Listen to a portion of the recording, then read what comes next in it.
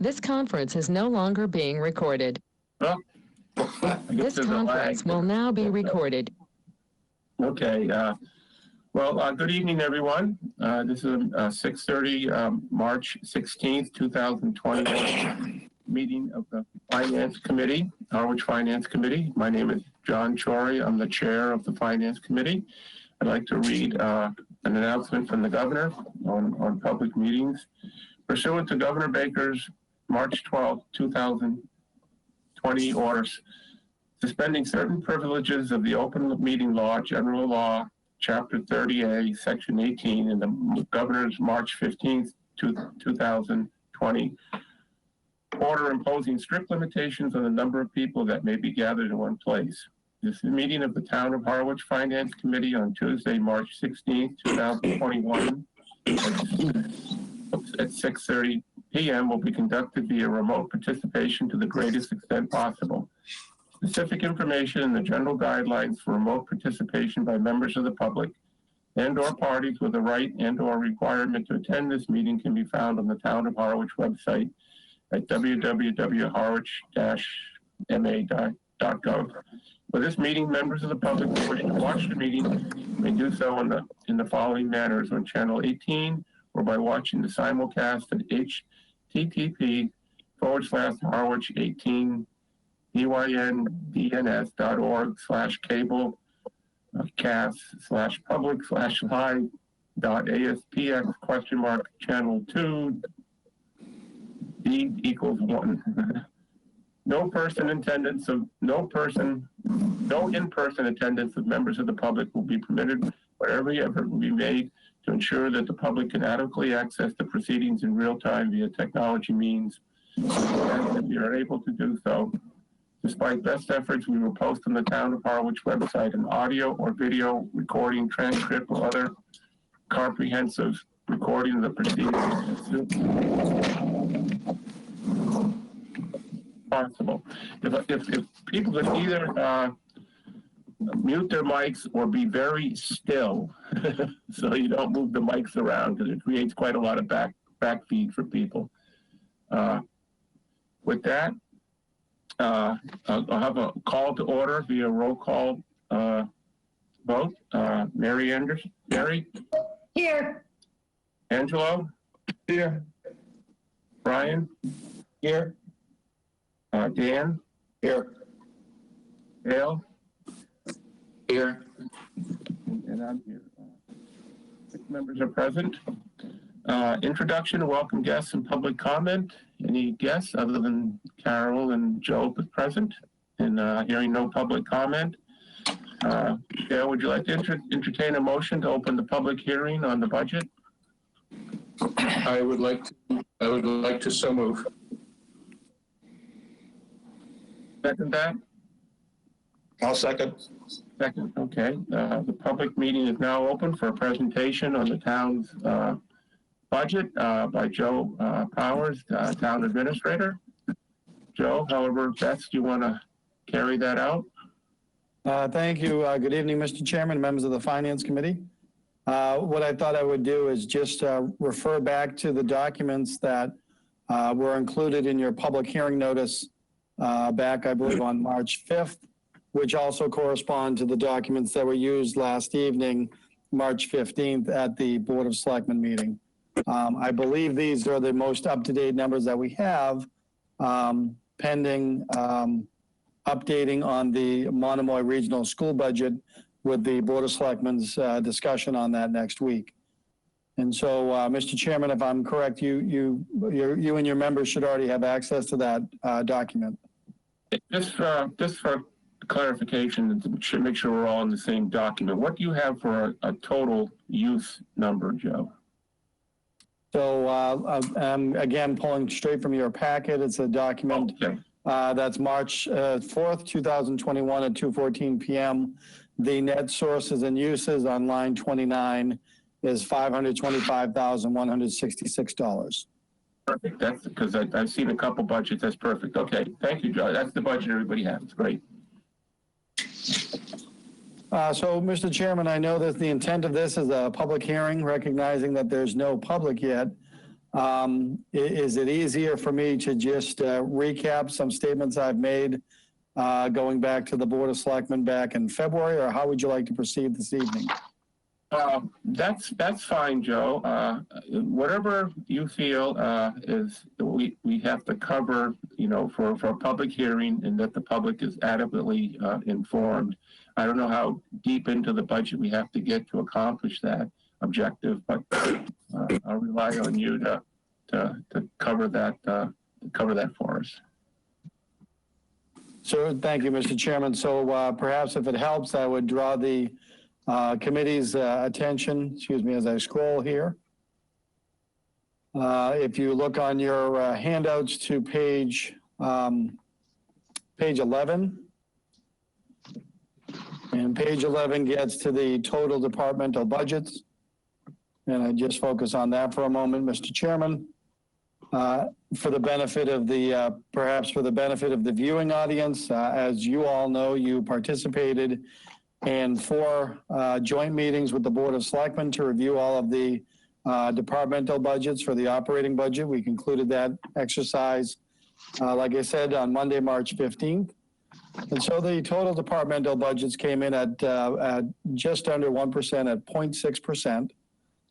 You've heard me say before that this was in concert with, generally in concert with the Board of Selectmen's directives to me that were multifold. First, it said to, start with a budget that is less than 2%, first trying for level funded. And so you've heard me say many times that the departmental budgets that are presented in your packet, which I believe go from page 9 to 11, encompasses a level funded budget with some notable exceptions.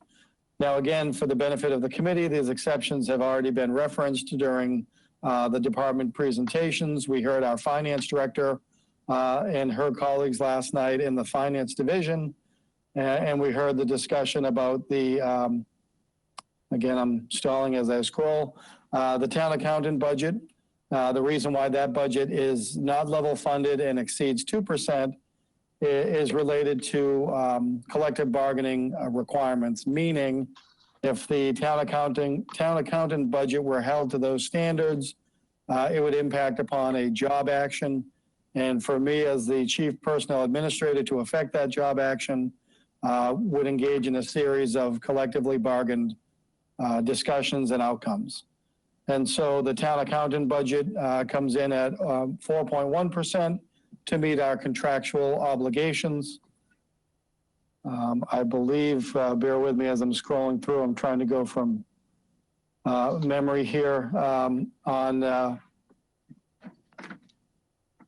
well, sorry, it's printed page 9, but in the PDF of your meeting, it's page 10. If you look at lines 68 through 71, you'll notice that the fire department budget goes up. However, as Chief LeBlanc has already explained, and I do get a chuckle out of the way he said it, he probably picked the worst possible year to do it, but has combined fire and EMS. So if you actually look at that line item under line 71, you see a 5% increase in fire, but that's because of the inclusion of the ambulance and EMS lines, the subtotal of which appears at line 74. And I believe in previous statements I had referenced that the cemetery budget had an increase, but I think that was corrected by our cemetery director. And if I can phone a friend, Carol, I'm not sure if I've missed any other departmental budgets that were in excess of the directive of the selectmen.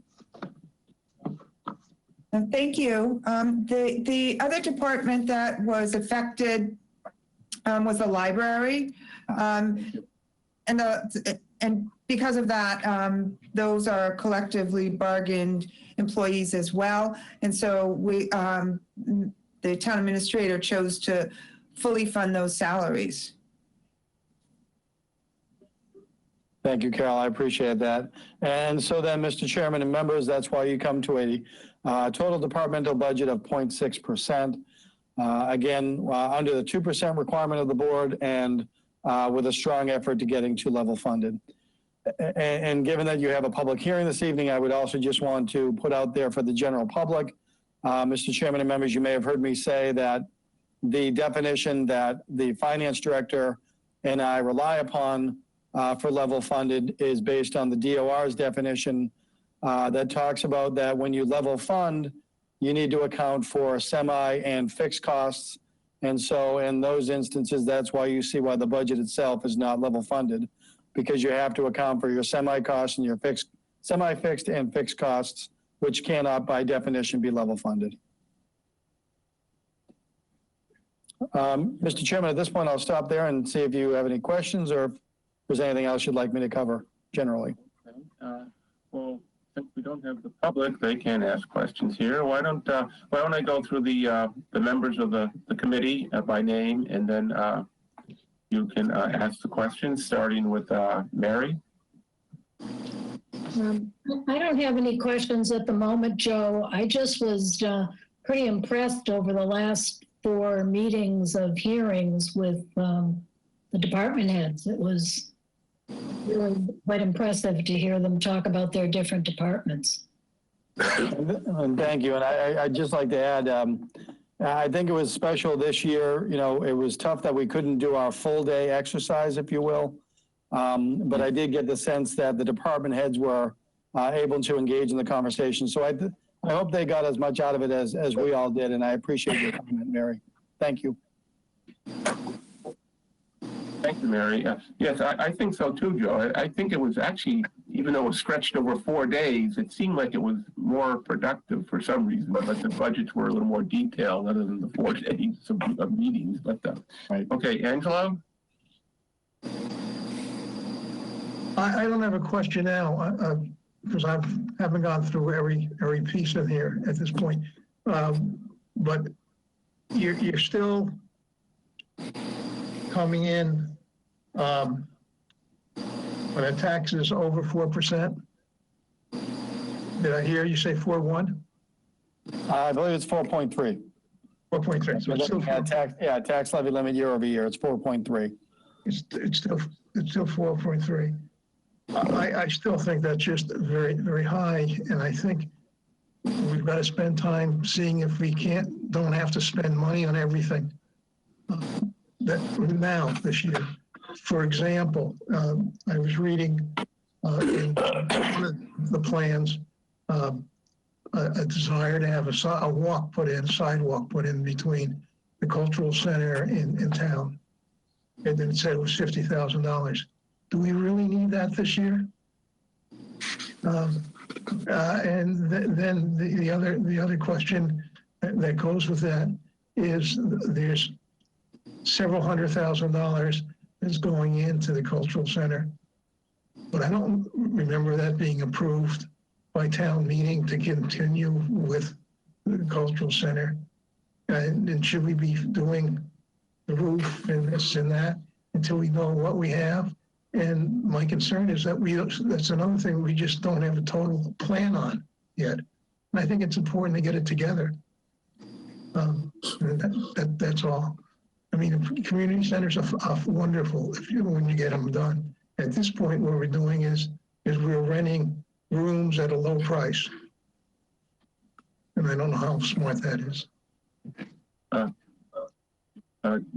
Okay, Joe, if you want to, I don't think there's any cultural center capital projects. It was the cultural center we're talking about, not the community center. And I don't think there's any capital projects in this year's budget for the cultural center. Is that correct, Joe? Well, first, I do believe we were talking about cultural, and I understood Angelo's comments. And correct, there are no maintenance costs in the cultural center capital budget for this year. And just to tie back to Angelo's comment, how do I say this without sounding like I'm straddling the fence? It's not that I'm straddling the fence, it's that I understand my role to be the agent of the Board of Selectmen. And in that regard, when it comes to the cultural center, it's my understanding that we're I believe, are coming into the 4th year of a 7-year study plan that the Board of Selectmen have authorized for the use of that building. Now, it is absolutely true that as we forego some maintenance issues, it's entirely possible that that conversation may need to speed up or be expedited, if you will. But at present, There is no directive from the Board of Selectmen to curtail that study period. It is on, like I said, the 4th of 7 years. And it's my understanding that at that point in time, it'll be up to the selectmen to make recommendations of reuse or other ways to dispose of that property. But at present, there are no capital projects to tie back to that. With regard to the tax levy limit, I would offer the same reasoning. I understand the points. My only response to that is the directive of the Board of Selectmen did not get specifically to we're trying to reduce the tax levy limit for fiscal year 22 to get it down from the 4.3%. Any questions, Angelo? No, I understand what was said. I just think it's something we should be doing. I understand completely. Yeah. Okay. So, Thank you, Angelo. Brian? Joe, I'm most interested in where the Board of Selectmen stand presently relative to the Monomoy Regional School District budget. That seems to be the large wild card in this entire package. So I'd love an update, if you wouldn't mind, please, on where that process is. It seems like there are multiple battles being fought in this deliberation. Certainly, and there's a good timeliness to your question. I know you weren't, I don't believe you were able to participate last night with the joint meeting, correct? And the reason Unfortunately, happy mailmen are often working it out. and God bless you, may nothing stop your rounds. The reason I bring that up is I was able to update the board last night. Carol and I did receive information from Dr. Carpenter Friday of last week. The school committee has voted their budget, and that Monomoy budget is coming back to the selectmen next week. And Mr. Chairman, if I could use this form as well, just to remind everybody that the selectmen's meeting next week is actually going to be on Wednesday, the 24th. That's because they're dedicating their Monday meeting to liquor license hearings. And so, Brian, next Wednesday evening, Dr. Carpenter will be present and speaking to the school committee's vote. My understanding, the net effect of the school committee's vote is that they established a number that they estimate to equal what the Secretary of Education would determine to be if they had to go with a 1/12 budget. Now, I don't want to give you my suppositions as to why I think that. I can contain myself to the facts that that is the effort that they made. Now, what that comes out to for our Harwich presently is an assessment that goes up 2.02%. And so, again, there's going to be a full discussion on the budget for Monomoy Wednesday, March 24th. And then that same evening, because Dr. Carpenter did update that they continue to work with district council and are still trying to come up with some solution that gets to the ongoing issue of assessments. And the early word is it may be something that the secretary would allow the towns to go forward on. It's notable to me that the discussion on this new approach to the assessment will first be heard at the Harwich Board of Selectmen's meeting on the 24th. My understanding is his plan then is after that is to go to the school committee, and then after the school committee to get in front of the Chatham Select Board. And I think that all presumes that the discussions that start with our Board of Selectmen go well enough that it can be carried forward. So we're starting to get some movement on those items. Whether it's going to be enough to gain satisfaction, I don't know yet. Thanks, Jim. Any other questions, Brian? No, thank you. Okay. If I could ask people after they speak, if they want to mute their mics to cut down on some of the feedback, that'd be great. Thank you. Dale? No, we've gone over these numbers a few times. I don't have any questions right now. Thank you.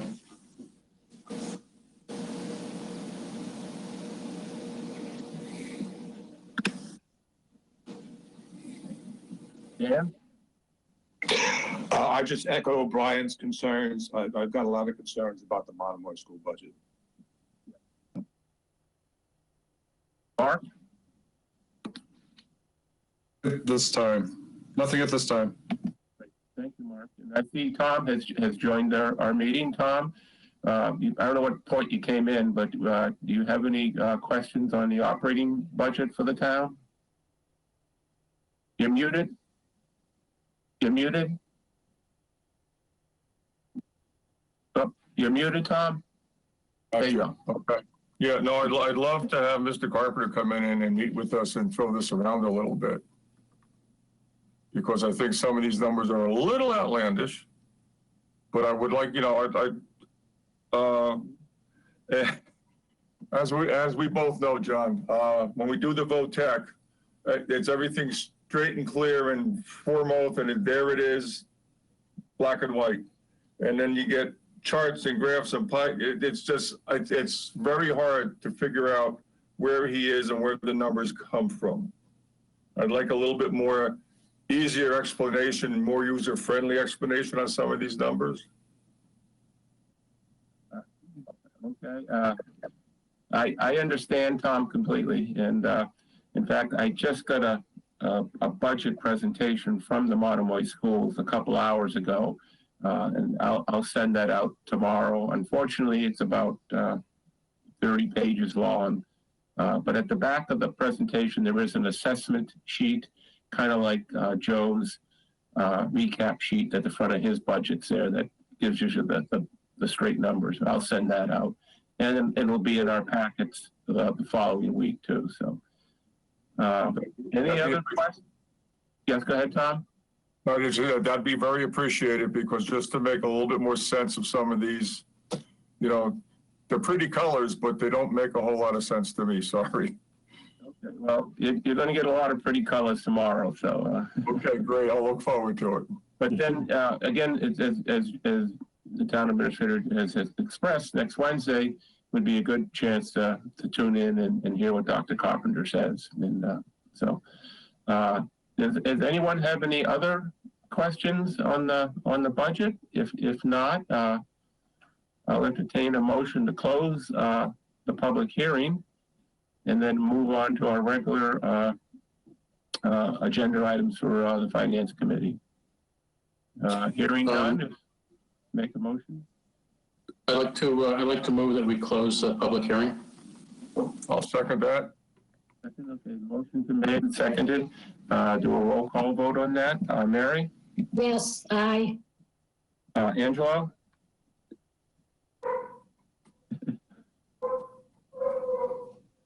Aye. Aye. Brian? Aye. Dan? Aye. Dale? Aye. Mark? Aye. And Tom? Aye. Aye, that's eight to close the public hearing. Okay, I'd like to go into new business. Do I have to do another roll call, Joe, or can I just go right into new business? You can go straight into new business. You've already done your roll calls. Okay, great. Next business is another big chunk of what we have to do as a finance committee is to weigh in on all town warrants as presented for us from the selectmen and make a recommendation to the townspeople at town meeting. The warrants are in your packet there. It's a somewhat slim packet of information, if you want to use that word. Some of the articles are lacking numbers, and some are lacking explanations. And we can do a couple of things, and maybe I'll let Joe respond first to those couple of things. Is that we can go through the warrant articles one by one. There are some in there that we can vote on. There's no dollar amounts attached to them, or if there is dollar amounts attached to them, there's an explanation on some of them. And we can vote on those to start that process of whittling down the number of articles. Or we can wait till we get full explanations and full numbers for all the missing ones. And there is a chance that the selectmen will cut down on the number of articles, but we don't know that yet. We have 51 in front of us tonight. We have to assume that there's going to be 51 to town meeting, and not think anything else there. So, John, Okay. I sent everybody the overview that would give them, the spreadsheet that would give you a sense of what's out there and what has numbers attached to it. So 23 to 31 are all CPC items that we've already discussed as a group. They're either been approved or they're on hold waiting for an opinion from the legal. So I don't believe there's any further action due on the CPC items, which would be 23 through 31 in the draft warrant. The only other numbers that are attached would be items 12 through 21. And also there are a couple on the back page that are relative to promoting the town, defraying costs, and a supplemental allocation for the Cultural Council. But much of the real numbers are not yet in place. I think everybody got the drafts I sent them, spreadsheet. That's correct, Brian. And but we do have some articles, and with Joe's help, we can see if we can vote on those tonight. That's something that I would like to pursue, just because I do want to try to get these numbers down as the number of warrants that we have to provide votes on as much as possible. And I can provide some explanation to some of the articles, and Joe said he would provide some explanation to some of the articles if folks' comfort level is good on that. That's what I'd like to do. Because again, we don't have much time, and we've got a lot of articles and budget discussion. I mean, the selectmen haven't acted on any budgets that I'm aware of, and I think maybe only one warrant article too. So they've got a lot of work ahead of them, plus their normal weekly schedule of events and big items to discuss, like wastewater and the Dennis Yarmouth agreement. So if I could just do not a roll call vote, but I'll just call your name and see what you'd like to do and proceed through these articles. Because I think we can get through quite a few of them. We don't have to spend a lot of time, but if we spend an hour or so, hour and a half going through these, I think we can knock through some of these things. Mary, would you like to proceed going through articles tonight and see which ones we can vote or not vote? That's the question, folks. I would, but I share Brian's thoughts. We don't need to go back into the CPC ones, and the ones that don't have numbers on them, it's a waste of time to talk about them. We've already read them multiple times. I don't see any value to rehashing them. Oh, I agree 100%, Mary, and I've got a list in front of me that ones I think we can vote on. And, Okay. we can just... I have a question to that, John, before you get into it. Is that one that it particularly caught my attention because it was a point of concern for me last year and it got yanked, was the Brooks Library roof. Yeah. Because I was told last year specifically that roof was years away from needing replacement. I felt last year it was an issue of urgency. And ultimately, after we took action on it, the Board of Selectmen yanked it off the warrant. So I'm trying to get a sense, Joe, specifically on Brooks Library roof. Is that something that will ultimately make its exit even after we vote on it? It's not my expectation that it will be pulled from the warrant. The facilities maintenance manager, Sean Libby, and to go back to the earlier conversation about cultural, emphasized that the capital outlay committee, that his priorities include the Brooks Library roof. He feels it's essential for that project to continue and go forward. And so that's why he put a premium on that over other projects. So I do not anticipate it being pulled.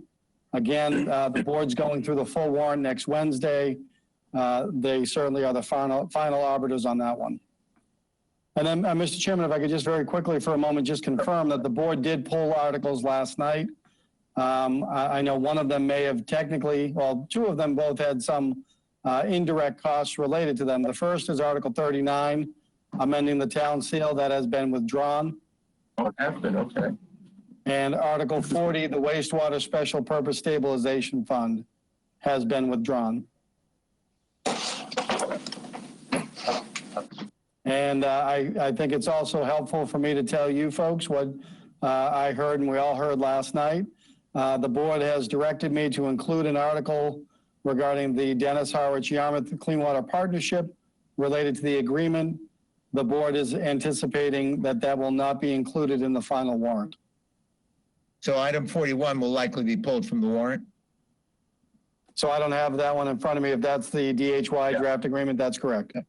It's fully expected that that will be pulled from the warrant.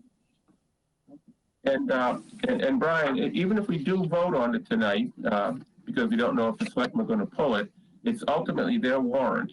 And if they choose to pull it, then our votes are null and void anyway. So I know, I know. I experienced it with you last year. I know. So, but again, I'm just trying to move some of these articles, as many as we can, because of the time factors involved here. We've got to get through them all, the budgets, and provide our recommendations to Joe so he can go to print for the town meeting. So that's, and we don't have to spend a lot of time or as much time as you want discussing them, but some of them are pretty clear as I think we can vote on them. And again, it's up to the board how we like to do. I'd like to proceed. Mary would like to proceed, and I'll tell you which ones I think we can vote on and which ones we can't. How would you like to proceed, Angelo? I think we should proceed. That's number one. And number two, only deal with the ones that have money attached to them. Because I don't know how you can decide whether you want it or not if you don't understand its cost. Right. So if they have their own numbers, we should go from the beginning to the end and get them done. I mean, there are some with numbers that I'm happy to explain. Dan? Oh, I think he said proceed, right? I think we should, I'm so concerned about muting and taking that thing off, I get confused, but I think we should proceed. Just don't move, Dan, and don't breathe either, so. Dale? I think we should proceed. I'd like to make progress as much as we can, but I share the concerns of Mary and Brian and Angelo. I'm really uncomfortable voting on something where we don't have the numbers and we don't have an explanation. I agree 100%, Dale, 100%. Mark? We should proceed. Great. Tom? Yeah, progress would be great, but again, I want to see numbers, and in all respect to you and Joe, I don't want to hear your explanation. I want to hear the explanation that's going to actually be in the warrant. So you might understand it one way, but what comes in print, I don't want to vote on anything that I'm not going to see until it's in print. I agree, Tom, too, on that. And again, we can vote on it. We can always reconsider our votes too. If you hear something, we all hear something different or contrary to what we voted on, and that's a standard practice on any article that we vote on. We can always revote it. So 100%. And I think Joe's got a pretty good handle because he's the one that writes the explanations. So, okay, why don't we try it and we'll see what happens. Joe, do you have any other comment on how we're going to proceed on this? I just want to confirm that we're all working from the same draft, which would read 2021 ATM draft warrant articles version 6, March 7, 21. Yep. Great. Thank you. Yeah. Thank you for confirming that. And some of these articles, I'm relatively very new in this position, so I don't know what's customary or not customary 100%. And that's, again, where Joe said he's happy to fill in and help explain some of those things. Let's get started and we'll see what we can do in about an hour or so. How's that, folks? And if we're on a roll, we can continue to go. And okay, the first article is, I think we can vote on this, is to choose various town officers and committees. And from what I understand, this is a very customary article. And I think in this article that Michael Ford, our moderator, it gives him an opportunity to appoint various people to different boards and committees. in the town. Is that a good explanation, Joe? Very good, Mr. Chairman. Okay. And Angelo, I mean, you've been through this through a few times here. Is that, if you feel too, your experience, if you want to add something, I'd be very much appreciative. No, I think that's perfectly, you're perfectly right. And you can also look at Article 2, which is Yes, basically we'll go to that. We'll go to that. and 3, and do it right now. You mean vote all three at one time? No, I'm sorry. Just we can do those 3. Yes, I agree. Yeah. Can I just ask a question on number 1? Is that just like listing the names of our committee? Is that what's going in there? Or are we actually saying that we approve of appointments that we have no idea who these people are? What exactly is this? If I may, Mr. Chairman, Mary, are you asking about the format under the capitalized letters that say Finance Committee recommends? No, I'm talking about Article 1, to choose various town officers and committees, and then there's no list of the officers and committees, so. It's a customary article, and as the chairman indicated, there are several appointments that the moderator makes, that he makes his appointments at town meeting. And so he typically reserves a time where he'll announce to the assembly what the officers or committees are that he's appointing. Some of them are classic New England, like my favorite is, I don't know if we do it here, but my old town we used to, weighers of hay, measurers of lumber, and then more legitimate ones that are still used like fence viewer and things like that. So these get to offices and committees that the moderator appoints that town meeting has to approve. Okay. And it is customary. And it is also customary that we don't get the list until the moderator announces that town meeting. Okay, thank you. Sure. Great question, Mary. It is a great question. And please don't feel, it's like no one can ask any questions is fine with me. I appreciate that. John? Dan? Yeah, go ahead. I just want to clarify that when we are voting, are we voting to accept and adopt? Depends on the motion. Pardon me? I said it depends on the motion. If we're going to vote to accept and adopt. Well, of course it depends on the motion. Yeah, I'm just saying if we vote on a motion, are we voting to accept and adopt? That's what we did last year, Dan. We all of them were Yeah, votes. but we didn't do that with the CPC articles. No, correct. No, I meant on these reasonable and customary. I'm sorry. Yeah. Sorry. Joe, can you help me out? What's the proper terminology that we should use in the motion? Accept and adopt? That's if that's the sense of the committee. Yes, if you want to accept what's printed and adopt it and a recommendation, it would be to, let me just quite simply put it this way last year. It was that I moved that this article be accepted and adopted as printed. And so Finance Committee would be to move to accept and adopt, excuse me, sorry, it's late. Thank you, Joe. I'd like to see a positive motion from someone to accept and adopt. All 3 articles or the first article? Just the first article, Tom. I vote that we accept and adopt as written the first article. Do you have a second? I'll second. All those in favor, Mary? Aye. Angelo? Aye. Brian? Aye. Dan? Aye. Dale? Aye. Mark? Aye. And John, that's passes 8-0. Okay. Moving on to Article number 2. Article 2 is reports of town officers and committees, to hear reports of all town officers and committees for year 2020. Brief explanation, Joe, if you would mind. Thank you. The moderator relies upon this article at this point and various points during town meeting if there need to be any reports presented to town meeting. Such reports usually include a report of the planning board, which is required in the record for any zoning bylaws and amendments that may be adopted that needs to be sent on to the Attorney General. Another good example would be the Community Preservation Committee report.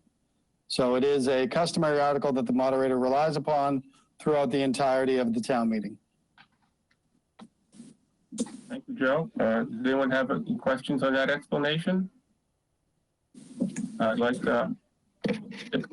anyone have a question? If not, we'll, someone can make a motion to accept and adopt Article number 2. I'll make the motion to accept and adopt Article number 2 as written. Okay. Anyone have a second? Second. Second. Okay. Motion's been made, it's been seconded. Any further discussion? Mary, how do you vote? Aye. Angelo? Aye.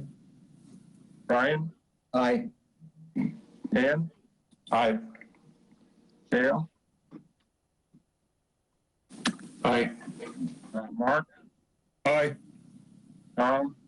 I made the motion. Yes. And that passes 8-0. And well, I forgot to mention earlier, Dale is doing the minutes tonight, and part of we have a requirement with last year, but we kind of missed it. This year is everybody's name has to be printed in the article on how they voted on this article. So it's very important that we do that. Okay. Article number. John. Yes. Yes, Brian. Dale doing the minute, or am I doing the minute? I thought Dale, are you doing them, Brian? Yes. Oh, okay. Then Dan, Dale, never mind. Okay. I will stand. That's good. Okay. Sorry about that. Let's move on to Article number 3. Mr. Chairman, if I may, I would ask at this point that you do not take action. I do not have the final number there, which relates to the elected town clerk. Yeah. Joe, I had that one on hold. Article number 4, I had on hold, the operating budget. Article 5, Monomoy School, I had on hold. I'm just writing some things down. Article 6, we actually we voted as a committee, and that passed 8-0. If anyone has any discussion or wants to revote that, let me know. Okay, moving on to Article 7. Just a quick question, John, Sure. on Article 7. The next time we see a revision of and I guess this is more directed to Joe, next time we see a revision of the warrant, will it have numbers filled in for things that we have voted on? Yes, absolutely. I wasn't aware that you folks had voted on that. I was waiting for the Board of Selectmen to vote, but if you voted those, I'll work from those numbers as well. So And it's the thank you. number that's printed on your recap sheet, Joe. It's budget. Yeah, So did you do the breakout, operating budget and debt, or did you do a bottom line number? Yeah. You want me to give it to you? Sure, if you got it. I do. The operating budget was $1,026,670. Sorry, 1 million? $26,670. Thank you. And the debt was $509,639.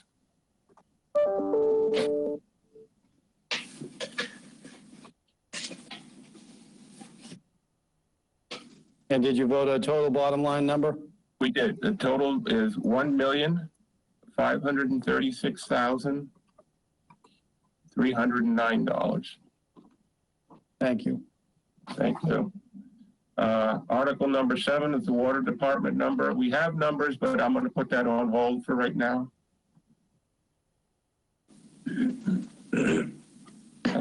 Writing this down. Okay. Article number 8 is wastewater, I believe. Yeah, no numbers. Yep, wastewater, that's on hold. Article number 9, it's a fairly straightforward article, but I did talk with Carol to get a little more explanation on this. And one of it was that the wording wasn't 100%. So why don't we just hold off on that one right now? Thank you, Mr. Chairman. That one is under review with council, and they are updating that.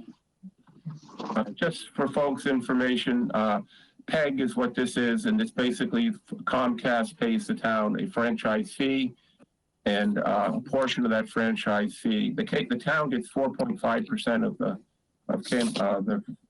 franchise of the percent Comcast makes from their customers, and 1.5%. There's a thing called Cape Cod Community Media Center that's recipient of that, and so we'll hold that one. And that's number 9. Number 10, I thought we could vote on that. On this one, this is lease purchase agreements, and it basically lets the town enter into various lease purchases, financing agreements for town equipment, included in the operating budget for fiscal year 2022. Said leases may be for a term not to exceed the useful life of the equipment as determined by the selectmen, or to act fully thereon and it's requested by the selectmen. Any other comment on that article, Joe? I do have an updated explanation from council. The explanation is that the Municipal Modernization Act of 2016 allows the town to enter into a tax-exempt lease purchase agreement for a period in excess of 3 years as a means of financing equipment purchases. The statute requires a recommendation by the town administrator and a 2/3 vote of town meeting. So these are all really capital leases, correct? Correct. Okay, thank you. And is this something that you don't have the authority to do today? Is this something new, or do we do this every year? My understanding is that it's been done for the last, this will be the 3rd fiscal year that it's done. And what it really gets to is it allows us to exceed the standard 3 years if that matches the useful life of the equipment. I think we used it most recently for John Deere equipment at the golf course, and we also did a lease with a purchase to buy at the end so that we have the ability to dispose of that as surplus property. So we tie it to the financing of it, and it's meant to go for the useful life of the equipment. Thanks, Joe. Thank you.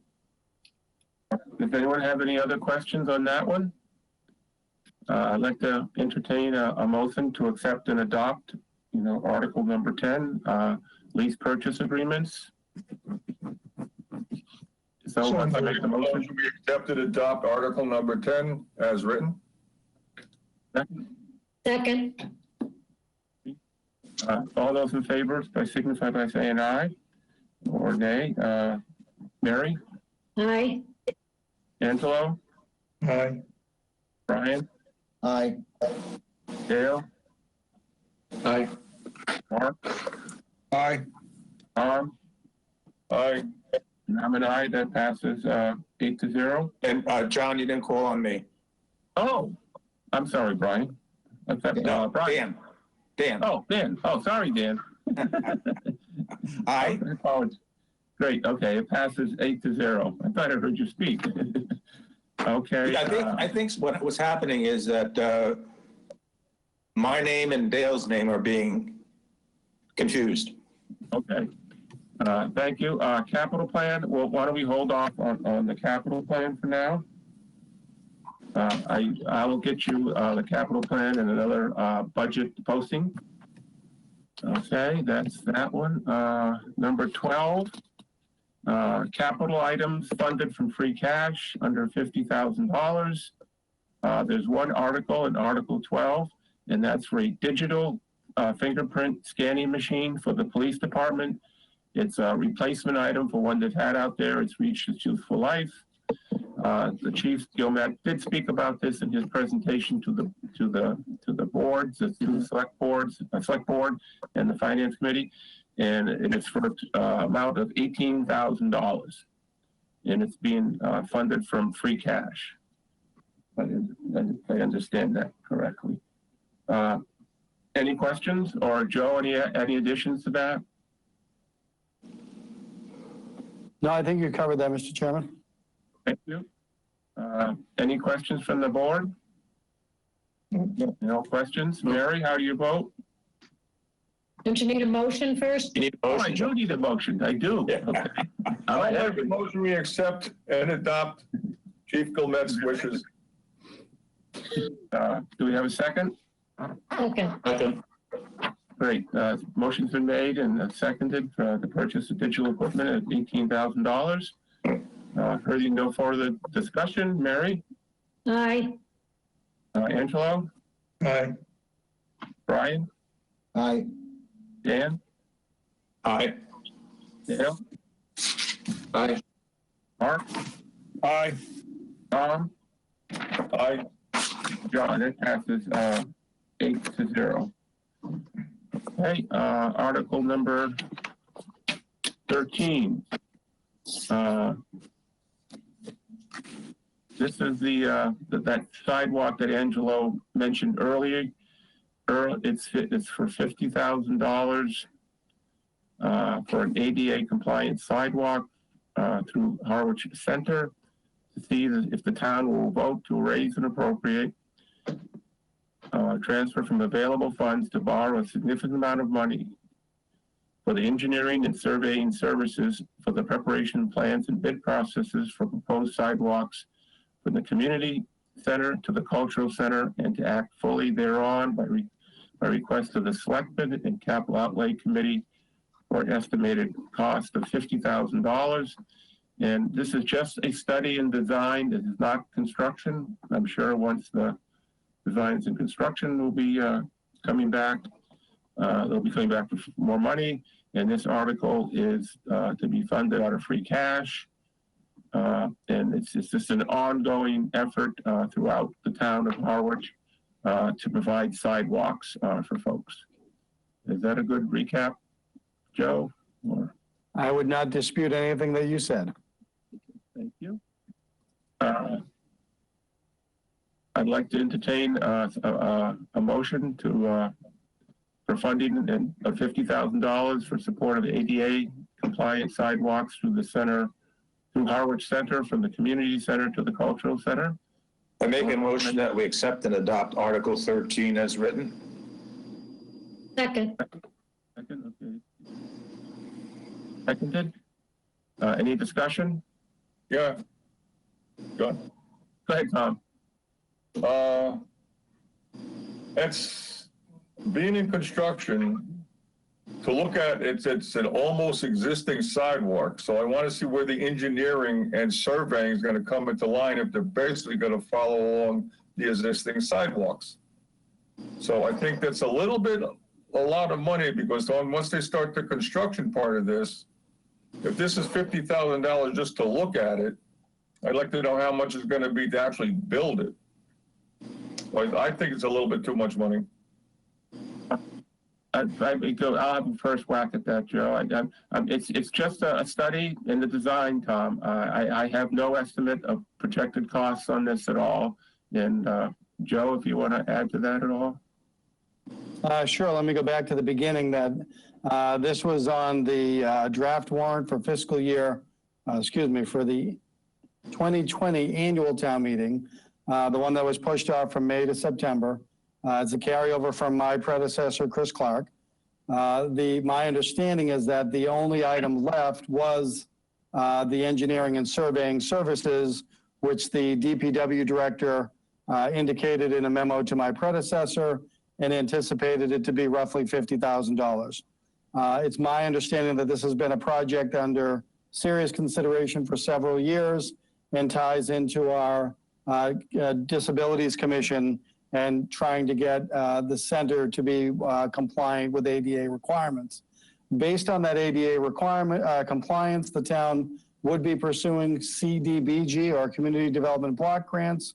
The program was in place at the original writing of this. The CDBG grant program did not go forward in fiscal year 2021 as it related to pandemic. We do expect the CDBG program to resume in fiscal year 22.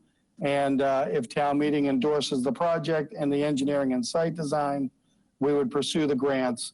I have been made aware generally that there were preliminary designs done.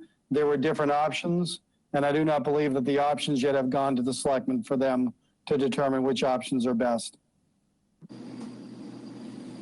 Michael, or John rather, I think it'd be fine to do it from the community center to Harwich Center, but technically we really don't have a cultural center yet.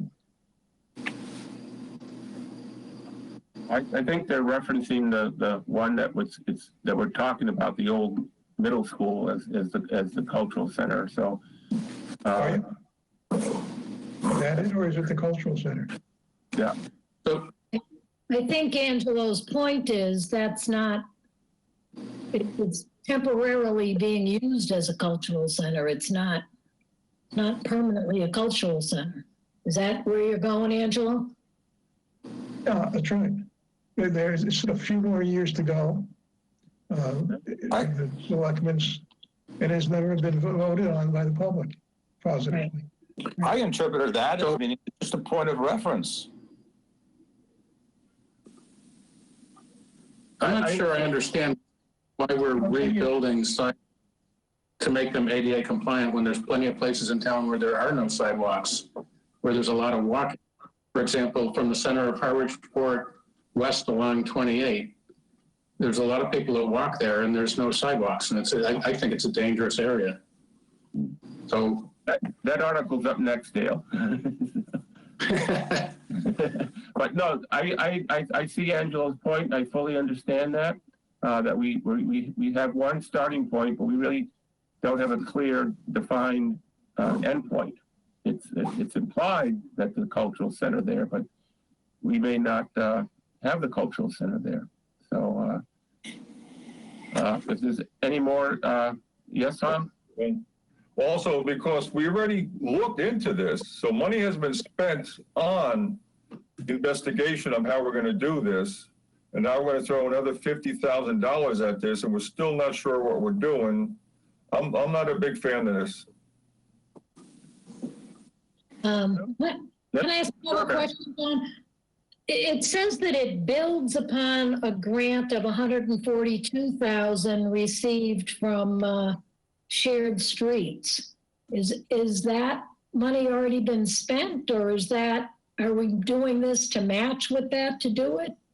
If I may, no to both. However, you may have heard recently that the Selectman McManus, Town Engineer Griffin Ryder, and others were working on a shared streets emergency winter grant program.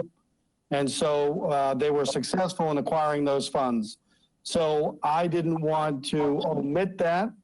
The fact of the matter is those dollars were earned, are in the process of being evaluated to be spent by May 31st of this year. The intent of that grant is to try and create safer environments for businesses to operate under pandemic and immediate post-pandemic conditions. And so that was the site walk that we did. It builds off of it because it's impacting upon sidewalks, it's impacting upon parking spaces and all of that. And I can speak to a few more points if you want generally, Mr. Chairman, but the explanation itself was written by me. The article is a carryover. The explanation that I've created there is based on all the materials that I've read. So taking it from the top, this was known as a program, as I understand it, of center to center via the center. And so I think that may have been done for marketing purpose, but to make it easy for everyone to understand that it was going from the community center through Harwich Center to the cultural center. I don't want to perhaps engage in an argument, but I would argue that it is fair to say that the cultural center, despite the fact that it's in a study phase, is a known landmark in the town of Harwich. And I use as my evidence nothing less than the FEMA and MEMA assets were deployed to the cultural center in Harwich. So we knew back in 2019 what that site was. The overall point is the project, as I understand it from past committees, is to make it more accessible for folks that are impacted or that are protected under the Americans with Disabilities Act to go from one point through the center to the other point. Okay. Yes, Don? Yeah, and I agree, Joe. All due respect, yes, that's good.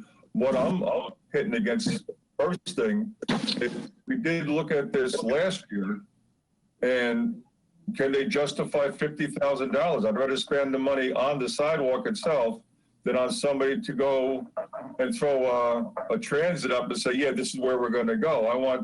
I would spend the money on the construction more than I would the actual planning again, because it's been planned. Again, according to the DPW director, there are no engineering or surveying work done yet on the sidewalks. Okay, I thought we spent money on that last year. I do believe. We'll look into it.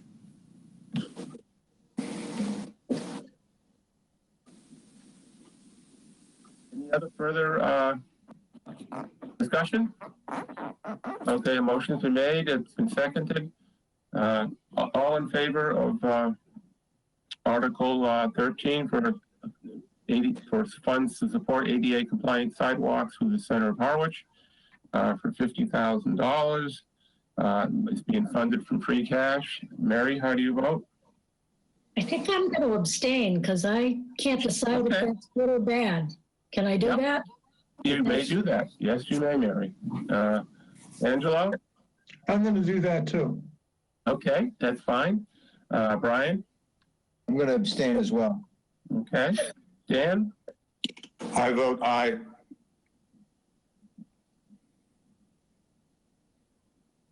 Dale? I'm going to vote nay. Mark? Aye. Tom? Nay. And so we got 3, 4. I'm going to vote, I'm going to abstain also on this one. Okay, so it did not pass. So I think it was 3. 2, 2, and 4. Yep. Okay. John, can I make a comment? Sure. Can I make a comment? I think if you're talking to people and they ask you questions, if they say, yes, we do need the sidewalk from the community center through town, that we would possibly vote positive for that, because that's something that is needed. There are people there and are using it and whatnot. It's just the second half of it that we don't want to go to or are concerned about. I understand. And again, folks, we can bring this back if we get some more information on that. And Joe, just a quick parliamentary call here. If we have 4 votes for and 4 votes against, how does it get decided? Just as you've announced, the motion is not adopted. Right. Okay. So a tie and a majority no vote go to the no. Now, this is a 2, 2, and 4 vote, John. Pardon? 2 yay, 2 nay, 4 abstain. Yeah. Yeah, I was just in case we had 4 yays or stuff, it would still go, it would still have to be, okay. Article 14, this is a sidewalk to see if the town will vote and raise and appropriate, transfer from available funds to borrow a significant amount of money to restore funds for a walkway design and construction project from Saquatucket Harbor to Harwich Port, and to fully act thereupon by the request of the Selectmen and Capital Outlay Committee. This is a cost of $200,000. It's being funded from free cash. There is, I'll let Joe speak a little more in detail, but there is tremendous support to get this done, both from the community and from the Selectmen. And it's been fast-tracked. I'll let Joe again explain what that means from the Department of Transportation from the state. So that's what that article. Do you want to expound upon it a little bit more, Joe? Thank you, Mr. Chairman. Sure. As you can see in the explanation, and as you may recall, the 2018 annual town meeting appropriated $250,000 for this project. My understanding is for much of the project, it has been languishing without any state recognition. However, I think when we had Lieutenant Governor Polito here in the aftermath of the tornado, and then with the unveiling of Saquotucket Harbor. I'm always reminded by the young man, I believe at the time was 10 or 11 years old, who wrote an impassioned letter to the governor. And for that reason and several others, the state has taken notice. However, in the teeth of the pandemic last year and the multi-million-dollar budget deficit we were staring down, departments were asked if there were articles and appropriations that they had left spent. And so the $250,000 was offered up to help solve the budget deficit. Miracle of miracles, when the project came back for Mass DOT review, we actually got word that it may be looked upon favorably. So then efforts were made gone underway to have the article created, and there's also a gift that if everything works out, the gift presentation is scheduled to occur next week, March 24th, at the Board of Selectmen. Because this project is now acceptable at the Cape Cod Commission Traffic Improvement Program, or the TIP program. We have received approval for this to continue on in the process.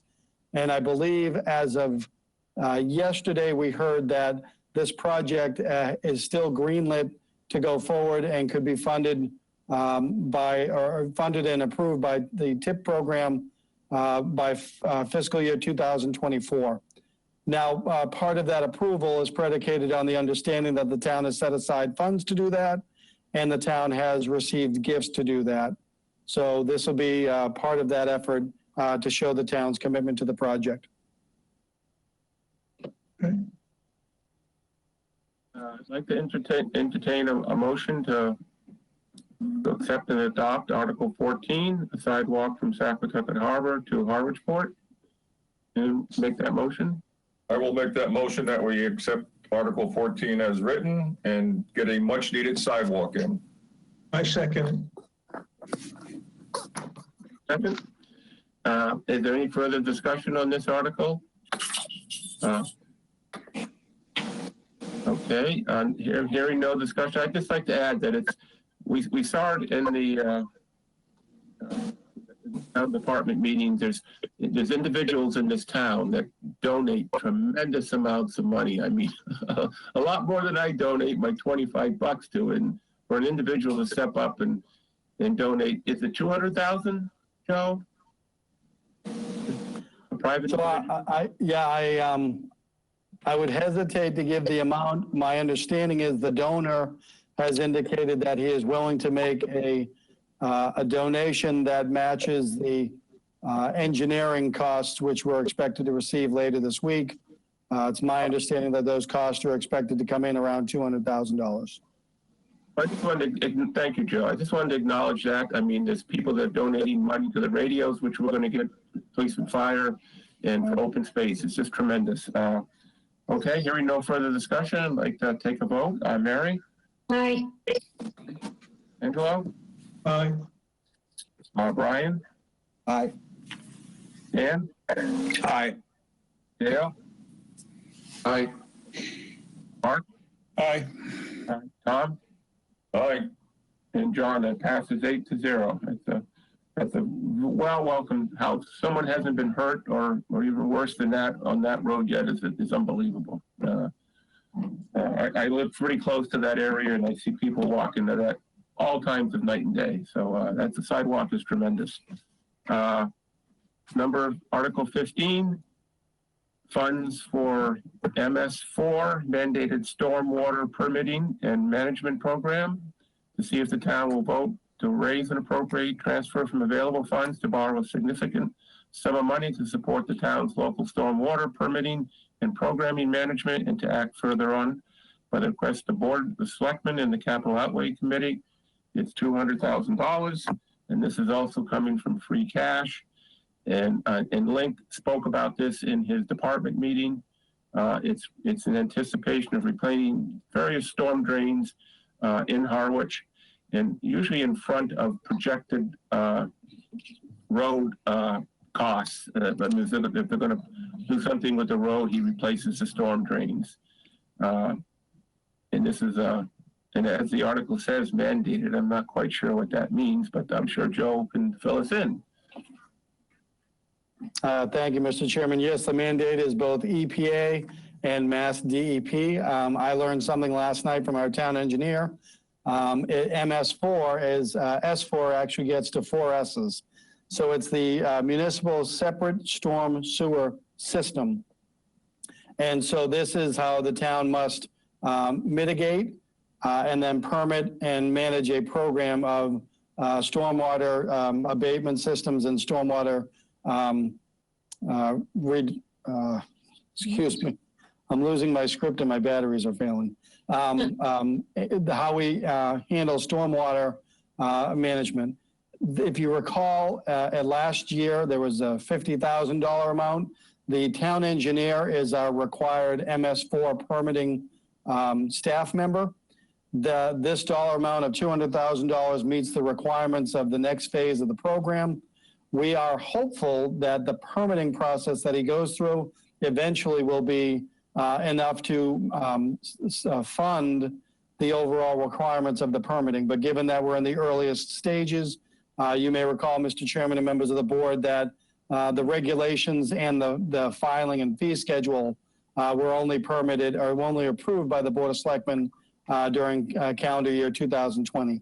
So this is a necessary capital project. The $200,000 will be directed back towards the town engineer and in support of this mandated program. Thank you, Joe. I'd like to entertain a motion for $200,000 for Article 15 for stormwater permitting and management program. Do I have a motion? I'll make a motion we accept Article 15 as written. Great. Do I have a second? Second. John, no. What is the source of the funds for this? Free cash. Free cash? Yeah. Okay. Any discussion from anyone in the board? Okay, hearing no discussion, I'd like to take a vote. Mary? Aye. Angelo? Aye. Brian? Aye. Dan? Aye. Gail? Aye. Mark? Aye. Tom? Aye. And I'm an aye. That passes 8-0. Thank you, ladies and gentlemen. Number 16, Article 16 is the Brooks Free. Don, if I may, I'm going to have to leave right now. I'm going to have to beg off right now. I have something going on right downstairs. Okay, great. Thank you, Tom. Thank you for participating. So I have to leave early, but okay. Thank you, guys. You're my main motion guy. We got Angelo. He'll take over. Okay. Thank you. Tom. Article 16 is the Brooks Free Library roof. It's $148,500. This is also being funded from free cash to see if the town will vote to raise an appropriate transfer from available funds to borrow a significant sum of money to repair or replace Brooks Free Library roof and to act fully thereon. The Brooks Free Library roof was last updated in 1997 with 20-year shingle. The project was originally submitted for a fiscal year 2020 capital plan and was deferred to fiscal year 2021. The estimated costs at that time were $135,000. This request assumes a 10% increase in the cost of materials, prevailing wage, and installation. How's that, Joe? Anything else? Sure, if I may, Mr. Chairman and members. And this also ties back to the earlier item of the $50,000 for the sidewalk. I think there's a few other items that are coming up.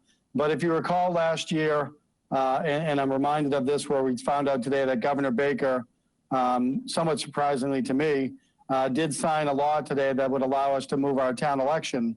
Prior to that, we could only move the town meeting.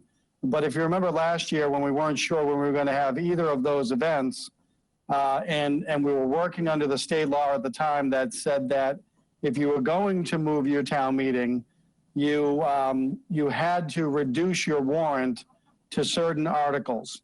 And so between the pandemic, the budget deficit that we were facing, and the requirements of the special laws that were allowing us to meet in town meeting, several projects were deferred from fiscal year 21 to fiscal year 22.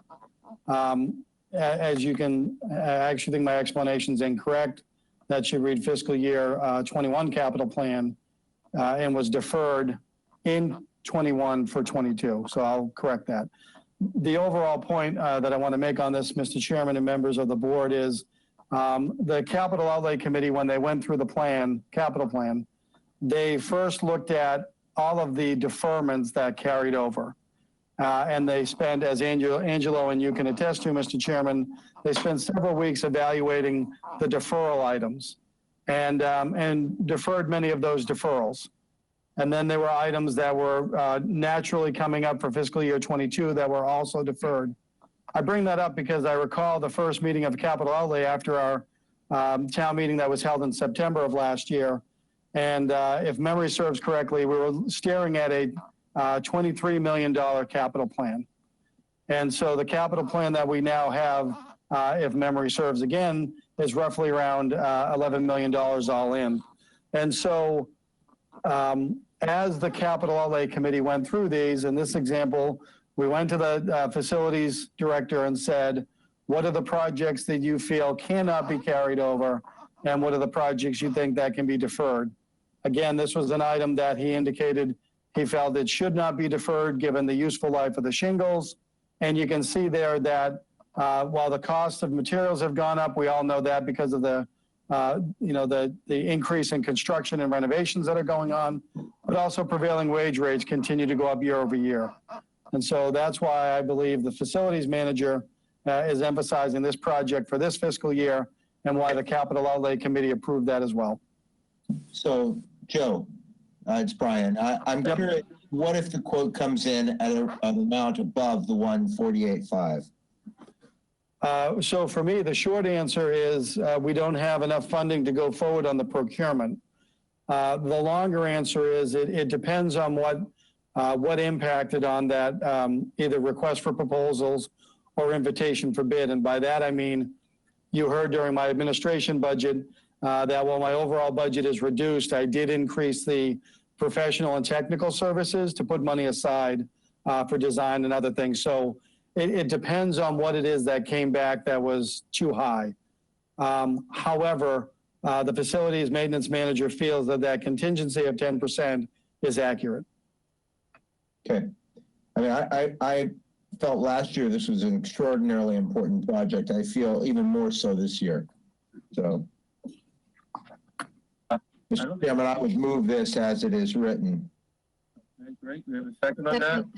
Second. Thank you. Any further discussion? Hearing no discussion. Mary, how do you vote? Aye. Angelo? Aye. Brian? Aye. Dan? Aye.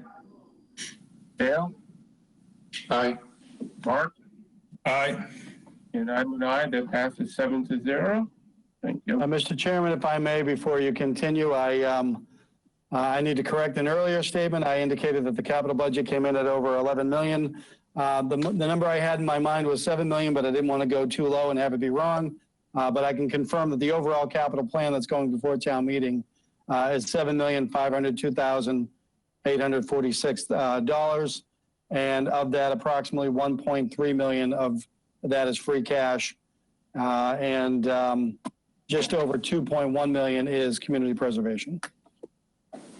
Thank you, Joe. Thank you.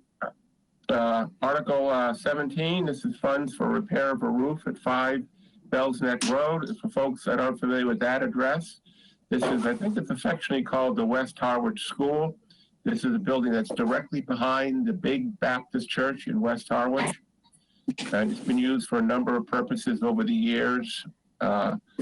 But it's Article 17 to see if the town will vote to raise and appropriate and transfer from available funds to borrow a significant sum of money to make necessary repairs to the roof of a building at 5 Bells Neck Road and to act fully thereon by the request of the Selectmen and Capital Outlay Committee. This article has been deferred in fiscal year 2021 due to impact of COVID,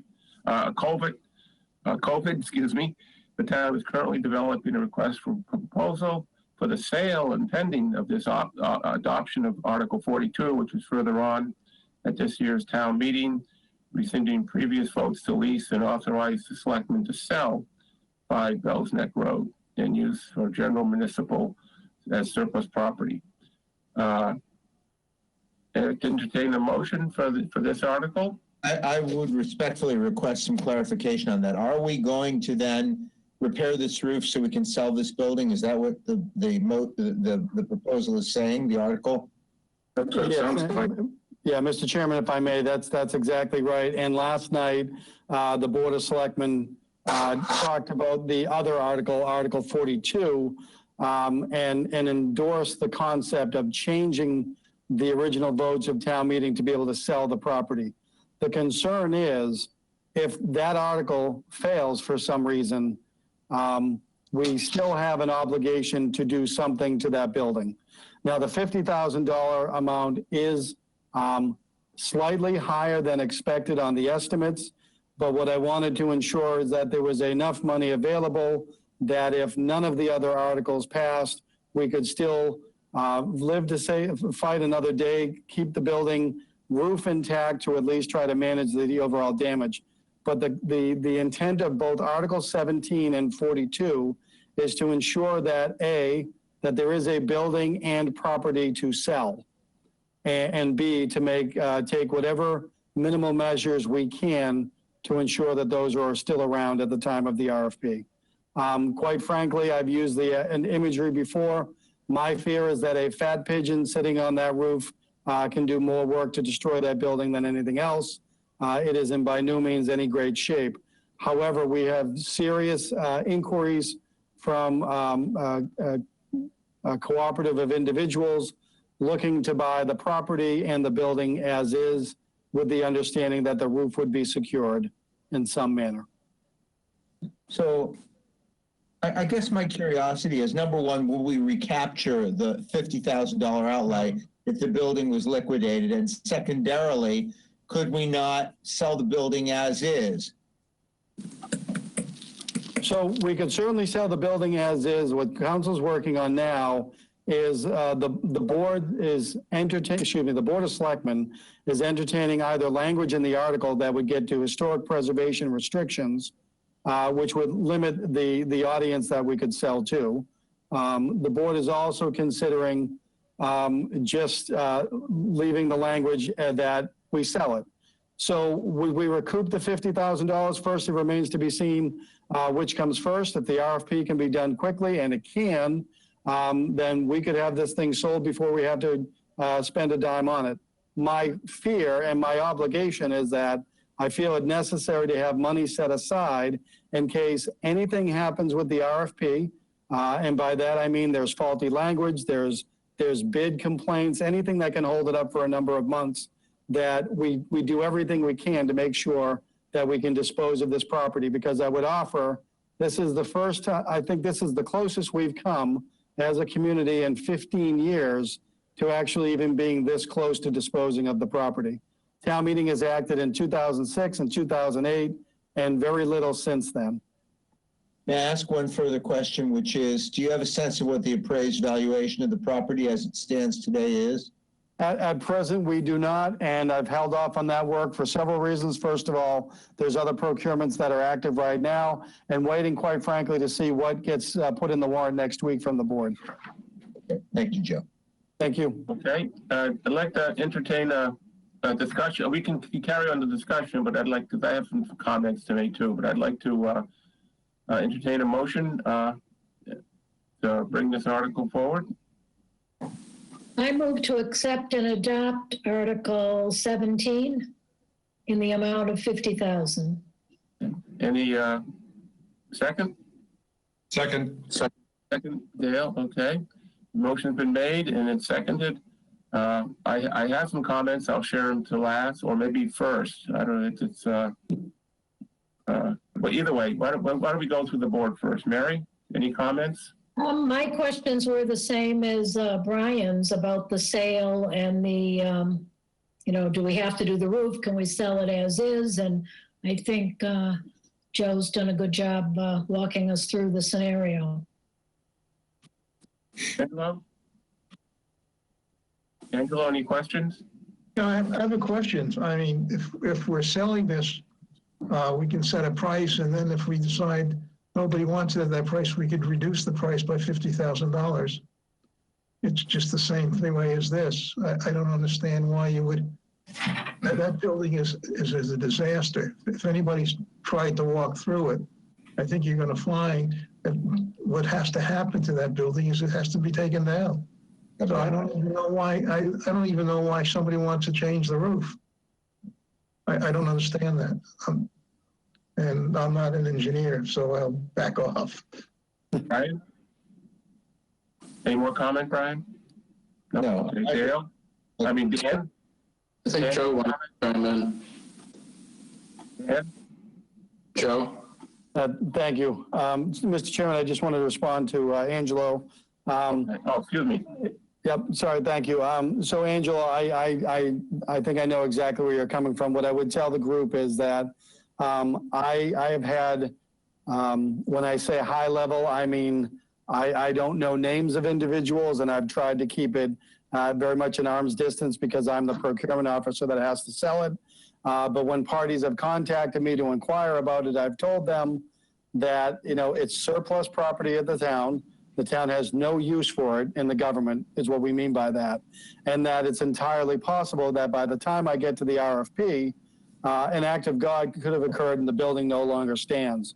So I've told the board that, and it's the understanding that I will have language in the RFP that indicates that we're looking to dispose of both the land and the building as is. And if during the process of the request for proposal, if the building no longer exists, the proposals are still going forward. And so the parties that I've spoken to said they understand that completely, and that they've indicated that their main focus is the structure itself. Having said that, there's no designs to remove it from the property. Okay. Any further questions? Joe, did I hear you right? Their main interest is the structure? Is that what you said? Correct. Okay. Hello, any further question? Nope. Okay, Dale? No questions. Dan? You? You're muted, Dan. Echo the concerns that everybody's expressed about this. If this building is going to be sold, why do you want to invest money in repairing the roof? You sell it as is, and then it becomes part of the negotiations with the final purchase price, which is how you sell a piece of property.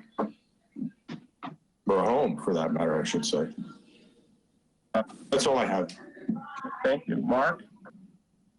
Nope, nothing to add. My comments is pretty much what other folks have said. If you do drive by this building, which I haven't been inside, but I've driven by it, I've walked around it. Yeah, you'll notice an orange square with an orange X through it. That means the building is condemned by the fire department. If something happens to that building, they will not go inside that building to try to save it. I am of the opinion that we do not need to spend $50,000 to repair a roof. If people are interested in it, they'll buy it as is. So that's my comments. Any further discussion? We'll move the question. Mary? No. No. Okay. Angelo? No. Brian? No. No. Dan? No. No. Dale? No. Mark? No. No, and I'm a no. Okay, it fails at 7-0. Thank you all. So, Mr. Chairman, if I may, based on that, my understanding is the motion you all voted on was a motion to accept and adopt. Given where the committee's at, I would suggest that you're required to make a motion. You may want to make a motion that says that you do not recommend. Or do we IPP? Yeah, either one of those. What I'm getting to is the motion that was just made that was defeated does not, I need to be careful here. I want to explain that the action you took is valid. And I'm not suggesting that. However, you still must make a recommendation, and the recommendation should be born out of a motion and a second by the committee. So Mark's correct. You could make a motion to indefinitely postpone, or you could make a motion that you do not recommend adoption or something else. But at present, you've only defeated a motion to recommend. Adopt. Thank you. Thank you, Mark. I'd like to entertain a motion from someone to not recommend this article. So I move to indefinitely postpone this article. What's indefinitely postponed, is it, Joe? Is that? So if that's the motion of the Finance Committee and the selectmen place it on the article and the selectmen agree with that, the article would go forward, but the motion would be for indefinite postponement. That means some other party could make a positive motion, which would be a motion to recommend or a motion to accept and adopt as printed. So indefinite postponement, should it be the recommendation of this committee, should it continue forward to town meeting, is that the town meeting essentially take no action on it and it dies when town meeting closes out its proceedings. I'd rather vote to not recommend, or however that other option was, where, you know, just kicking it down the road doesn't make sense to me. Can we make a motion to not invest $50,000 in a condemned building? Yeah. If I may, and I appreciate the narrative, your motion could be informed by that statement, Dale. I think the That Finance helps. Committee should just recommend that this motion not be accepted and adopted. We already did that, didn't we? No, We voted to accept and adopt. accept and adopt. I'm suggesting we move that it not be accepted and adopted. Okay. Yeah. Okay, the motions are made not to recommend and adopt. Seconded. Does that meet the criteria, Joe? It does, and once you're concluded with the vote, I'd like to make a statement on that if I could. But I do not want my statement to be used for your vote. Motions are made not to recommend and adopt, and it's been seconded. No more discussion. Mary, how do you vote? Aye. Aye. Angelo? Aye. Aye. Brian? Aye. Dan? Aye. Dale? Aye. Mark? Aye. And I'm an aye. It's been passed 7-0, not to recommend and adopt. Okay, Joe, you may And comment. then as the warrant comes up for the selectmen, when they're going through their votes to first place on the warrant, I would advise them of the action of the Finance Committee. That may cause the selectmen to just not put it on at all. So I just wanted to let you know that I can inform the selectmen of where the Finance Committee is at. Because I don't think I heard a sense of revisiting this for more information. That's correct. Right, Yeah. thank you. Okay, thank you, folks. We're moving right along here. I appreciate this.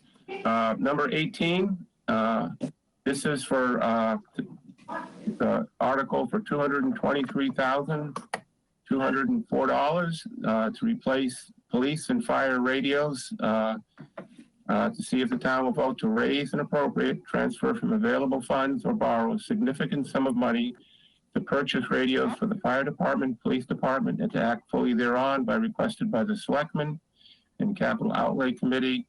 Again, the estimated cost is $223,204. The radios are used by both public safety departments needed to upgrade in conformity with state standards. The anticipated cost for the police department portion is $74,165. For the fire department, it's $149,039 for a total cost of $223,204. The fire department has applied for a grant in 2022 from the Commonwealth of Massachusetts to help offset these costs related to the mandated upgrade.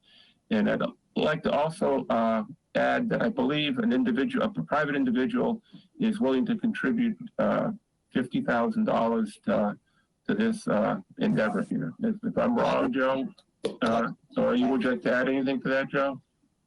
Thank you, Mr. Chairman. No, you're absolutely right about that amazing personal donation. The emphasis I want to put on this is that second to last word in the explanation. The upgrade of these radios is mandated by the Commonwealth of Massachusetts. That's why they're also offering a grant program. And so Chief LeBlanc is spearheading this on behalf of both police and fire, and has the grant materials ready to go as well. So I have a question, because there's a significant difference between the transfer of available funds and the borrowing of sufficient monies to make this acquisition.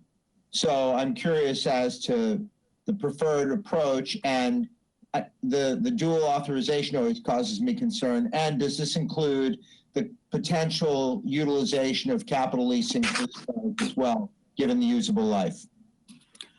I'm sorry, the last part was broken up by some background noise. To allow for the use of capital leasing for this product, given the usable life as well. To the last point, I do not believe that that is a factor here, given the program that's mandating it. However, I will confirm with Chief LeBlanc if that is in fact the case. The language that you see in the article, as you see throughout the articles, is fairly standard boilerplate. The appropriation in this instance would be from free cash. Okay. Thank you, Joe. Thank you. I'd entertain a positive motion for this article. I move that we accept and adopt Article 18 in the amount of $223,204. Second. Have a second? Second. Second, great. Thank you. A motion's been made and seconded. Any further discussion? Okay, hearing none, I'd like to take a vote. Mary? Aye. All right. Angelo? Aye. Brian? Aye. Dan? Aye. Dale?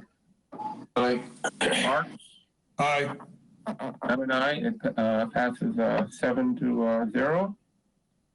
Okay, next one is probably the biggest ticketed item other than operating budgets, school budgets, on our warrant article.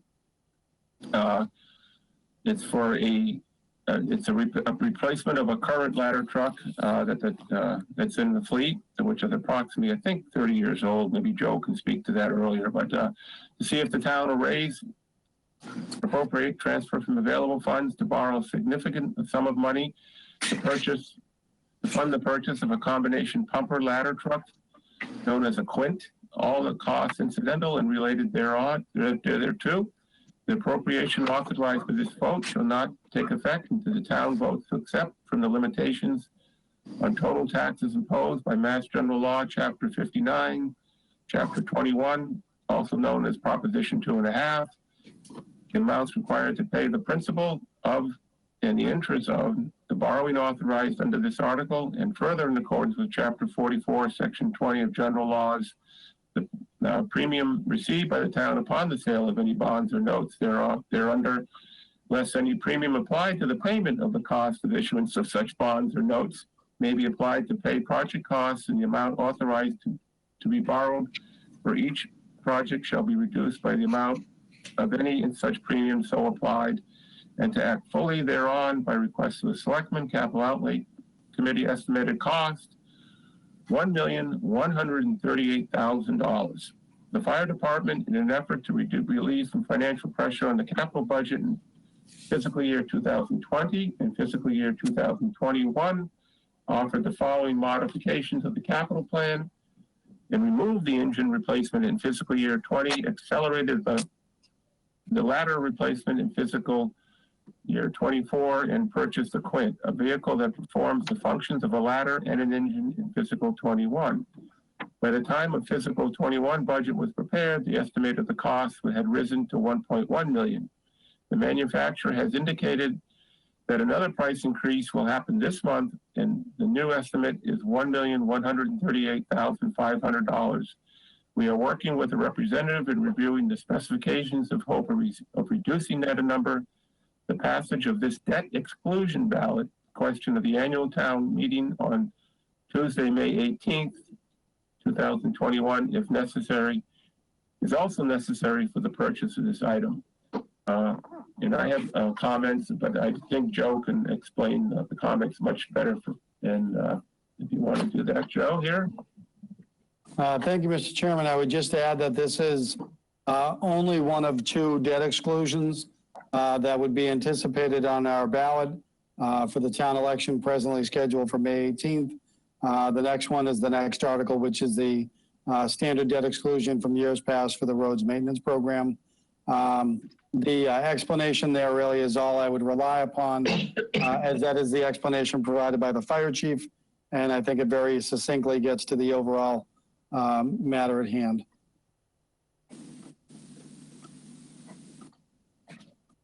I think we lost John. So this is a lot of money. Yeah, I'm torn about this. It's a lot of money, but it's already been deferred 1 year, and it certainly isn't getting any cheaper the longer we wait to do it. So I am very conflicted with this one. Okay. I'd like to entertain a motion for Article 19 for the purchase of a quint. Article 19 as proposed. You have a second? I'll second. Seconded. Any further discussion on this article? I'd like to just make some comments, if I may. And I'm sorry I had to step out there for a second. If they've been made, I apologize. This quint, it replaces two trucks. It replaces a pumper truck that was requested, and the chief a couple years ago deferred that to get a new quint. It's delayed 2 years, and it also takes a full year. If it's approved at ballot and town meeting, it takes a whole nother year to get this. So it will be 3 years, and as you've seen in the article, the prices aren't going down. The truck that's currently there is, I think, 30 years old.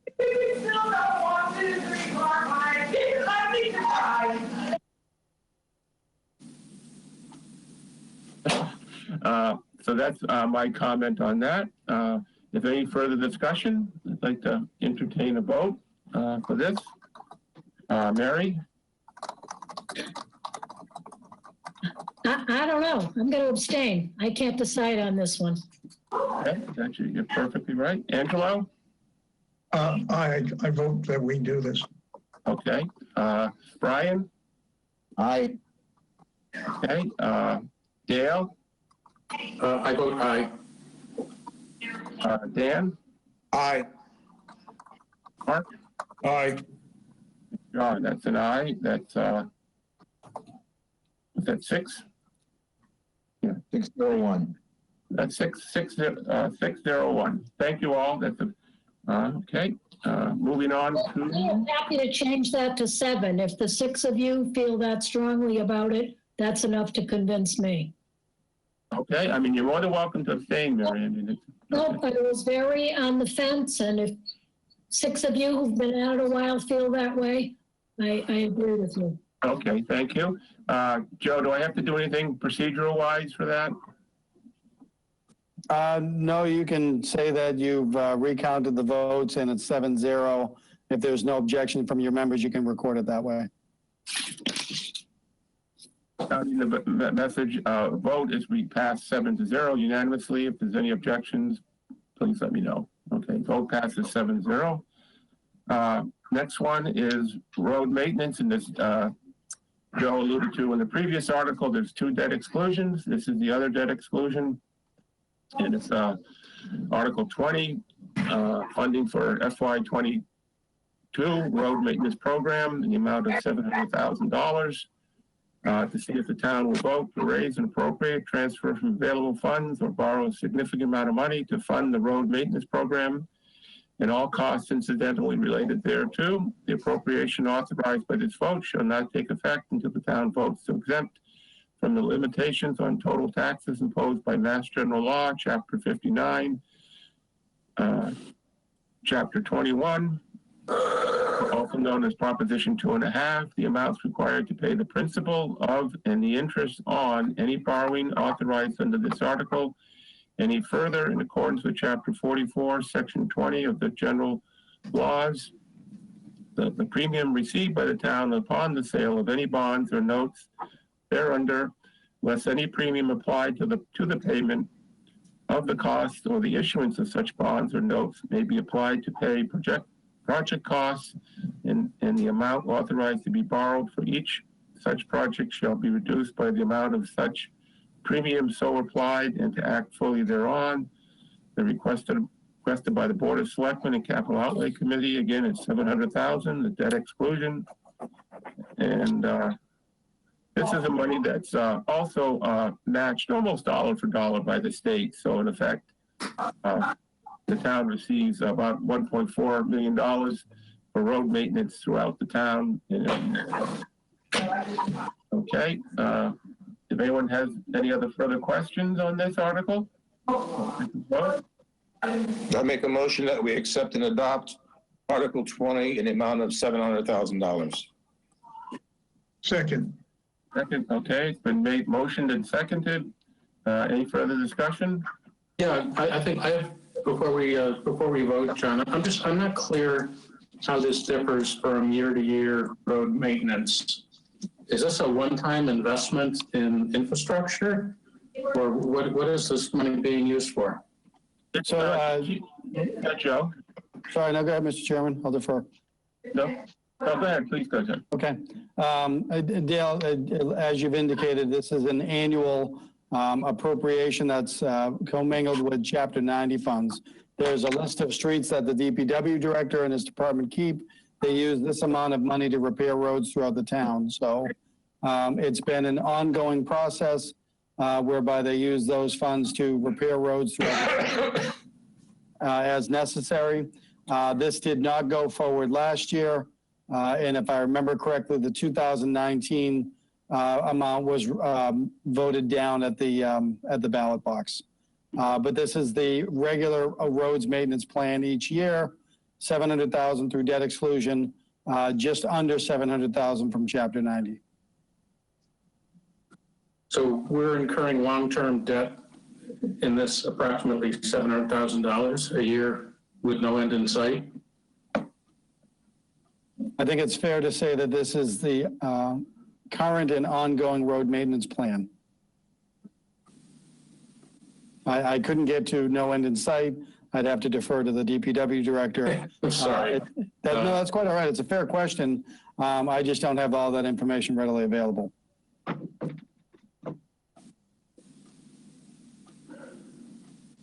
An annual request, pretty much an annual request by Link to do road maintenance throughout the town.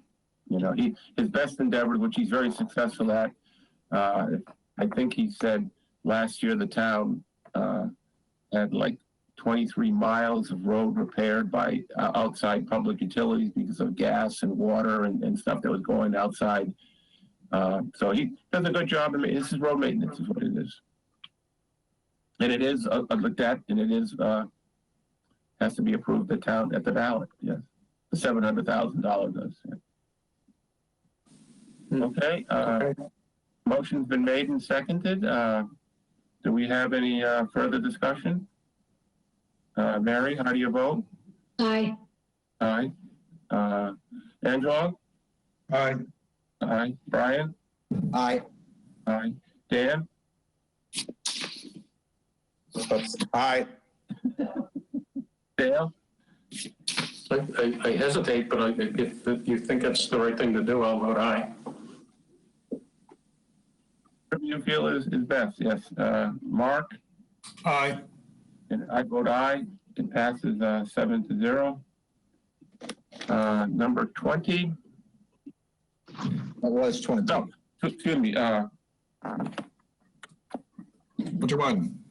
Oh, 21. Sorry about that. I missed the quint here. Okay, 21. Purchase equipment vehicle for Department of Public Works. Link puts out a schedule, a long-term schedule, almost like a capital plan for vehicle replacements, and that's what these vehicles are. Article 21, to see if the town will vote to raise and appropriate, transfer from available funds, to borrow significant sum of money to purchase and equip the vehicles listed in this table below, and further authorize the Board of Selectmen to dispose of the vehicles listed in the table below if determined to be surplus property, to act fully thereupon by the request of the Board of Selectmen for the tune of $460,000, and it's being paid for out of free cash. You can see the list of vehicles there that he's is anticipating to buy for the total of $460,000. If you don't see it and want to know which vehicles he's voting for, I'll be happy to tell you which ones. And the 4 listed ones that he's disposed of. The explanation is a long explanation. I'd be happy to read it. Why don't I read it? The 1999 Sterling dump truck is becoming extremely difficult to find parts for due to its age, and the parts that we do get are extremely expensive. The front end loader has over 30,000 hours of use on it, or is equivalent to 1.2 million miles on it. It has been a solid piece of equipment and served the town well, but it's time to replace it. This is a frontline piece of equipment that is used 362 days a year at the disposal area and helps generate $3.3 million in revenue. The average yearly maintenance cost has been $21,748, indicating that it is time to remove this loader from the frontline work. The 2005 F-150 is at the end of its useful life and has 191,102 miles on it. The frame of this 16-year-old vehicle is rotted through and does not pass state safety inspections any longer. The 2006 Ford Econoline 250 building maintenance van floors and body panels are rusted through. It is questionable whether or not it will pass safety inspections. Like to move this question for adoption? Someone would like to make a motion? Accept and adopt. Okay. Second. Second, okay, it's been moved and seconded. Any discussion on this? Hearing none. Mary? Aye. Angelo? Aye. Brian? Aye. Dan? Aye. Dale? Aye. Mark? Aye. I'm an aye. The further comments a little bit. Link does a tremendous job up there repairing vehicles and maintaining not only the DPW's vehicles, but he also, to where he can, maintain the fire department's vehicles, all the other vehicles in town, the police cruisers. And I've been up there. He can change anything from a spark plug to a tractor trailer's engine. I've seen him take out and put that. Well run the maintenance program up there, and it saves the town tremendous amounts of money. And like I said earlier, it's a yearly program that Flink does up there. Okay, 22. Where's my page? 22. Okay, I wanted to hold 22. We need some numbers there from Joe. 23.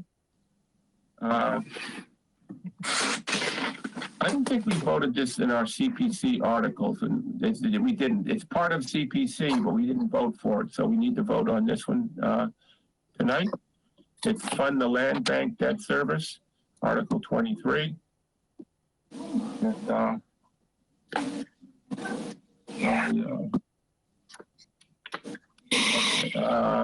to see if the town will vote to appropriate from Community Preservations Act funds $61,692.06 from an FY 2020 undesignated funds account. That's also CPC. And 181,000. Mr. Chairman, if I may, I apologize. The version you're looking at, the designations have changed. Okay. If it helps, I can read them. And these have been confirmed by Finance Director, CPC Chair, and Council. So the dollar amount that you've read is correct. It would be from the undesignated fund balance. There's no reference to fiscal year on that. So it would be $51,692.06 from the undesignated fund balance and $181,357.94 from estimated annual revenue for fiscal year 2022 for a total of $233,050 to fund the land bank debt service. There was a minor change in that language. But the math is still the same, correct? Correct. Math is still the same. Net effect is still the same. Yeah. I would suggest that we just wait until we get the final language on the warrant. There's no fire on this. I'd propose let's wait and get the final language. Plenty of time to move on this. Okay, I've got no problem doing that. If anyone has an objection or comment, that's fine with me. I have a question. Sure. Are they going to be spending this money next year if they get it? Dan, could you mute your mic, Dan? Dan, can you mute? Yeah. Okay. Can you hear the background noise? Yes, yeah. Yeah, that's the Mahjong girl is a little frisky tonight. I've been trying to shut it off, but then sometimes I forget to shut it back off. Okay, go ahead, Angelo, sorry. I was just a little confused. I know we're moving money into an account. I was just wondering if the account has been recognized as being able to spend that money next year. So this is our annual effort to pay down the land bank debt service. If I recall correctly, fiscal years 22, 23, and 24 remain. So Okay. those two funds will be commingled for that total payment, Angelo. Fine, I understand it now. I just didn't know where the money was going to go. Understood. Thank you. Okay, Having said that, Mr. Chairman, I would concur, however, that the language for the CPC articles is changing to ensure that we have the correct references to the correct balances. Okay, great. So we'll put that on hold and we'll revisit it later on. Thank you, Joe. 24, I want to hold 24. We voted for a majority of these projects, but it grouped into these projects though is project number 3, the Veterans Home in Dennis for a cost of $15,000. We're waiting for legal opinion from counsel on that, so we can just hold that one. Okay. Well, obviously, we didn't vote in favor. We're waiting for a. We didn't take a vote on that particular number 3 article at all, Brian. No, on 25, Article 25. I'm speaking. Yes.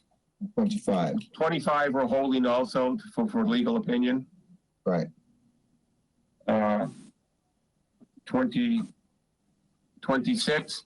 I want to hold that one. David Spitz, the chairman of the Brooks Academy Commission, is going to come back before us, and we're going to talk about that article. Okay, that's that one. Article 27, we already voted on that one. And Article 29. 28, we passed 28. So, Mr. Chairman, if I could, that is under review from council because the language is going to have to change and the output is going to have to change as far as grant agreements. The net effect of the dollar amount is still the same and the balance information may change as well. So it is still for $360,000. It is still for the purpose, but language is going to change on that article. If that's the case, Joe, should we revisit that article and vote it again with new language, or? That would be my recommendation at this point, meaning it's my understanding it's the sentiment of the Finance Committee to adopt it. Once the language is corrected, I can walk you through what was changed in the language. Again, it's more from a legal standpoint because there's multiple parties involved in land sale. Brian, for your purposes, if you want to mark it, pass, hold, and we'll revisit it. Okay, thank you. 29, that passed.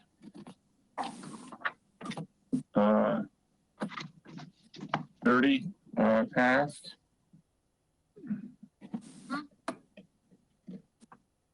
31 is, that passed. 31 passed.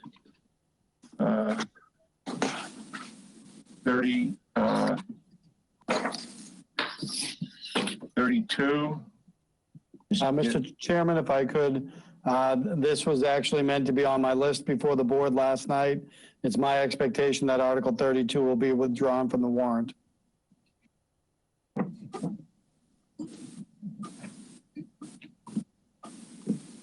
Thirty-three. Amend the code of. Okay, amend the code of the town of Harwich Charter to amend Chapter 9, Section 6. This is really, as it says in the article, to see there's no money involved here, to see if the town will vote pursuant to Mass General Law, Chapter 43B, Section 10, to amend Chapter 9, Section C, Section 6 of the town charter as set forth below, with striking text to delete and to bold and underline. I don't know if you want me to read all the, should I read all the? No. No, we can read. No. This is just mostly to correct any defects in the capital plan. Like to make a motion on this article? Can someone make a motion? I move we accept and adopt article number, where'd the number go? 33. 33, as written. A second? I'll second. Any discussion? Hearing no discussion. Mary, how do you vote? Aye. Aye. Angelo? Aye. Brian? Aye. Dan? Aye. Dale? Aye. Mark? Aye. Colin, that passes 7-0. 34. I'm going to hold 34. Forward 35. Hold 36.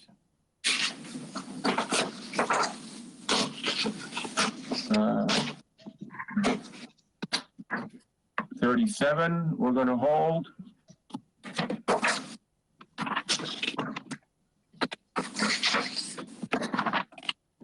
38, we're going to hold.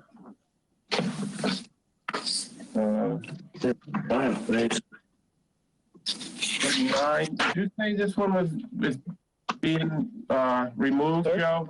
Article 39, amend the town seal, has been withdrawn. Okay. And 40, correct? Correct. Article 40, create a wastewater special purpose stabilization fund, has been withdrawn. And 41 is probably going to be withdrawn, right? Correct. It's expected on the 24th of March that will be withdrawn. Okay. We're on the roll here, folks. Thank you very much. Article 42 has been affirmed to be placed on the warrant by the board. The board is making their accept and adopt recommendations next week on the articles that they placed last night. Sorry to defer on this. This is to 42 is, I think we can vote on it, is to authorize the sale of the 5 Bells Neck Road that we talked about previous, the West Harwich School or whatever you want to call it. So, Mr. Chairman, if I may, you may want to consider holding on this. Yeah. It is being reviewed by council because changing the use from lease to sale may require a 2/3 vote of town meeting. And you would want to be aware of that before you made your recommendations. And also that council is just confirming that the language to accomplish that is airtight. Thank you, Joe. That's very good. 43 is a hold. 44 is a hold. I think the rest of it is a hold until next time. If I may, Articles 48 49, 50, and 51 were placed on the warrant by the selectmen, and they expect to recommend accepting and adopting all of those next week. So 48 through 51 in your current version. Okay. We'll start at number. Wait until the Board of Selectmen act on these. Sorry, was that a comment to me or the chair? To the chairman, I would propose that we wait and let the Board of Selectmen act on these four. On which four? 48, 49, 50, and 51. Well, we could do that or vote them, and if they don't put them on the warrant, they're null and void. They have been placed, they are on the warrant. They will go forward. Yeah, they will go forward, right? They were placed on the warrant last night by the board. The board is doing their motions to accept and adopt next week. So I think we should move forward and approve these, or we'll put them before our board and see how we vote. We're almost there, guys. Thank you and ladies. Thank you very much. I appreciate this. It's tremendous to get this amount done. Article 48, promote the town of Harwich. It's to the $30,000. It's being funded out of free cash. If the town will vote to raise and appropriate or transfer from available funds a significant sum of money for the Harwich Chamber of Commerce to promote the town of and its businesses and cultural endeavors to advance economic development initiatives for and within the town of Harwich. Said monies to be used to manage and fulfill year-round visitor/resident/business information services to promote and market the town, to generate and initiate materials and activities that encourage the establishment, growth, and sustainability of the businesses in Harwich, to implement economic development objectives and activities in the partnership with the town, and to act fully thereupon by the town administrator. Estimated cost again $30,000. Mr. Chairman, if I may. Free cash. The board has actively taken on that as their request, so Articles 48, 49, and 50 are now being requested by the Board of Selectmen directly. So, I'd like to entertain a motion for $30,000 for Article 40, promoting the town of Harwich. I move to approve and adopt Article 48. Second. Second. Okay, seconded. Motion made and seconded. Any questions or discussions? Mary, how do you vote? Aye. Aye. Angelo? Aye. Brian? Aye. Dan? Aye.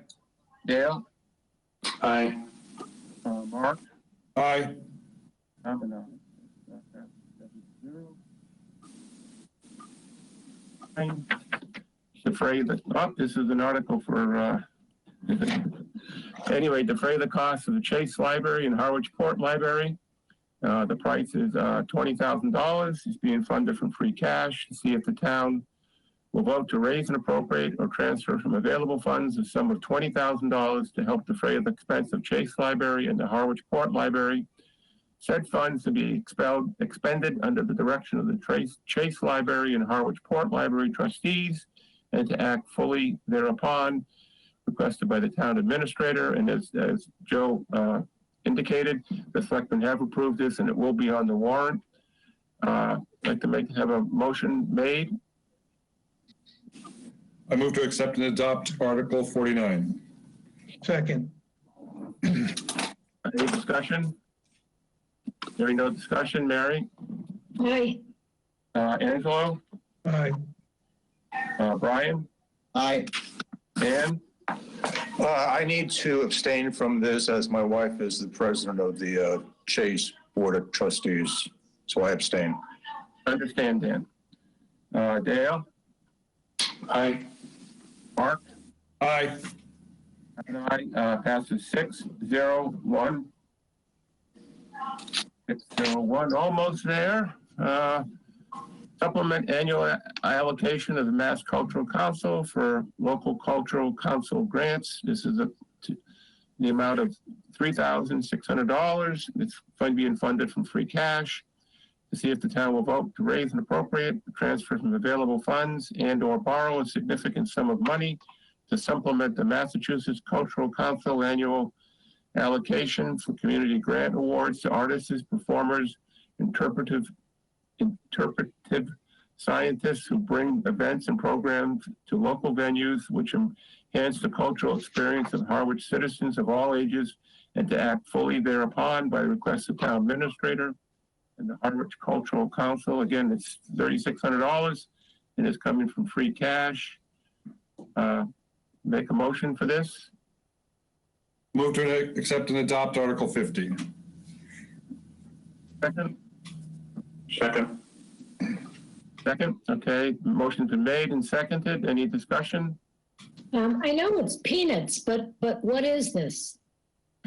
So each year, the state allocates through the State Cultural Council dollars based on a formula that gets to population and certain needs.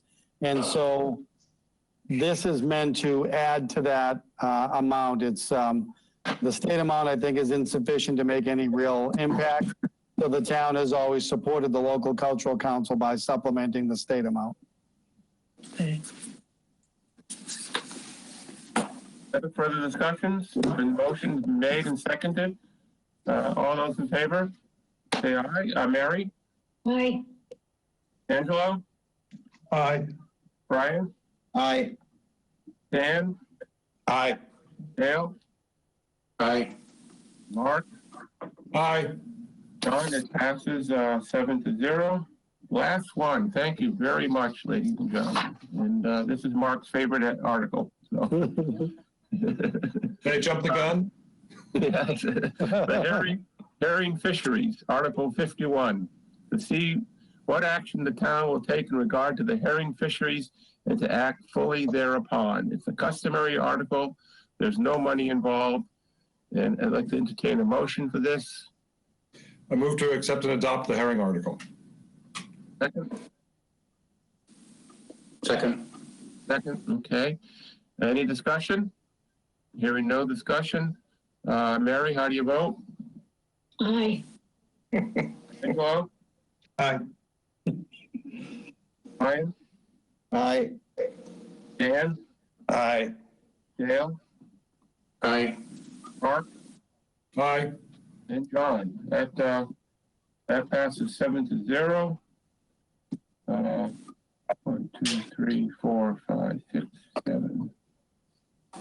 Just for Mary's edification, this is an article that's been included in warrants for, I don't know, how many years. It's always been there. I never knew what it meant. What does it mean? Not that I'm not all in favor of it, but what is it? There's some history behind it. It's been included in every warrant series since I don't know how long, but that's how it was explained to me. It's just there.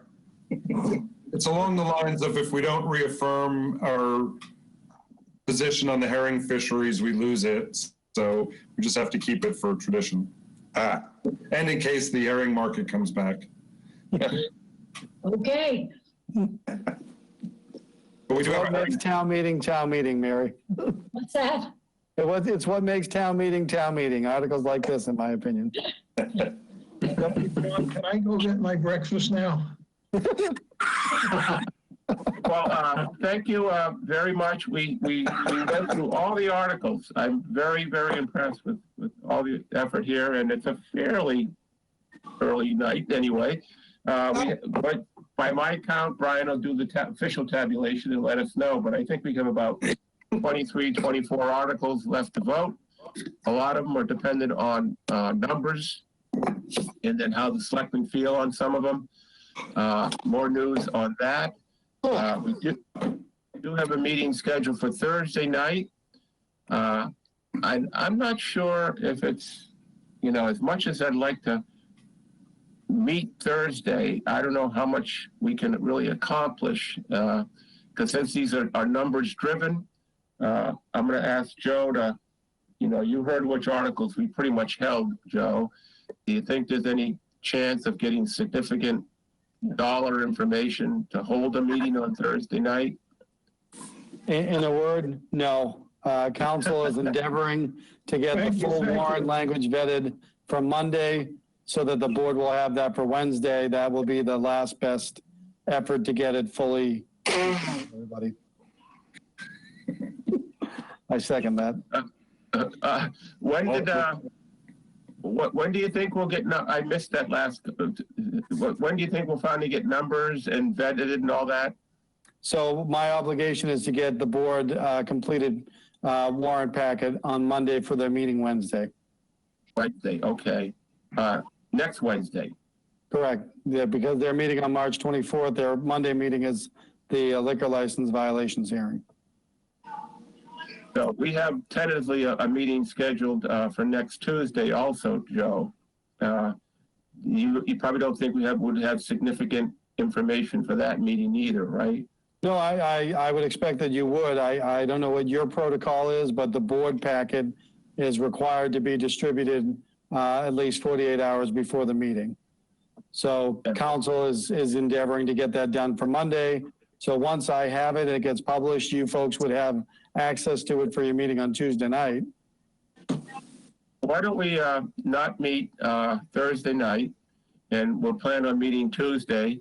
I'm working with Brian, who's very good at working with me on my postings. You know, he posts them and then I change them on them. So I appreciate that, Brian. And, we'll get a meeting posted for Tuesday and Thursday of next week to try to get these articles voted on.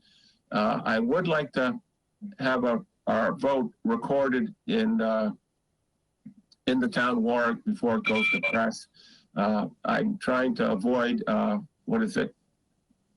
no vote pending further information. I don't know if that's something like that, but I'm working hard to achieve that and get you folks all the information you need. And I rely on Joe and his staff to get us that information. So I thank you all for this meeting tonight. I think it was very good exercise.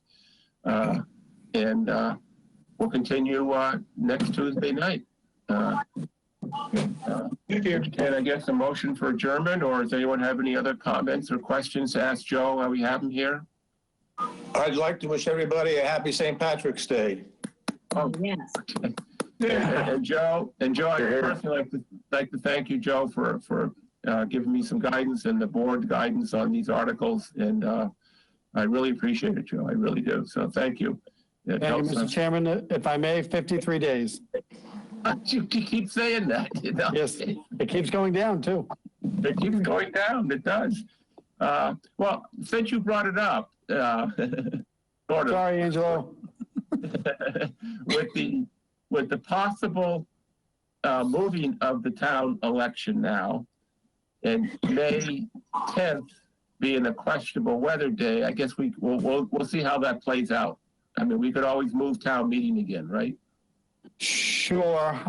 It's May 8th, and I don't want to speak for the town. However, we do know from firsthand experience that I don't see that she would be motivated to move the town election. She and her team do an amazing job. If they could get us through a presidential election, I have no doubt they can get us through Tuesday, May 18th without any problem. 53 days to May 8th, that's what I'm going to keep saying. Because I have sat in a couple selectmen's meeting, and there is some selectmen that feel that maybe it's a little too early and with a lot of important articles to get a real town forum there. So, but anyway, we'll see how it goes. And, So John, I'd like to make a motion that we adjourn. there you go, Brian. Second.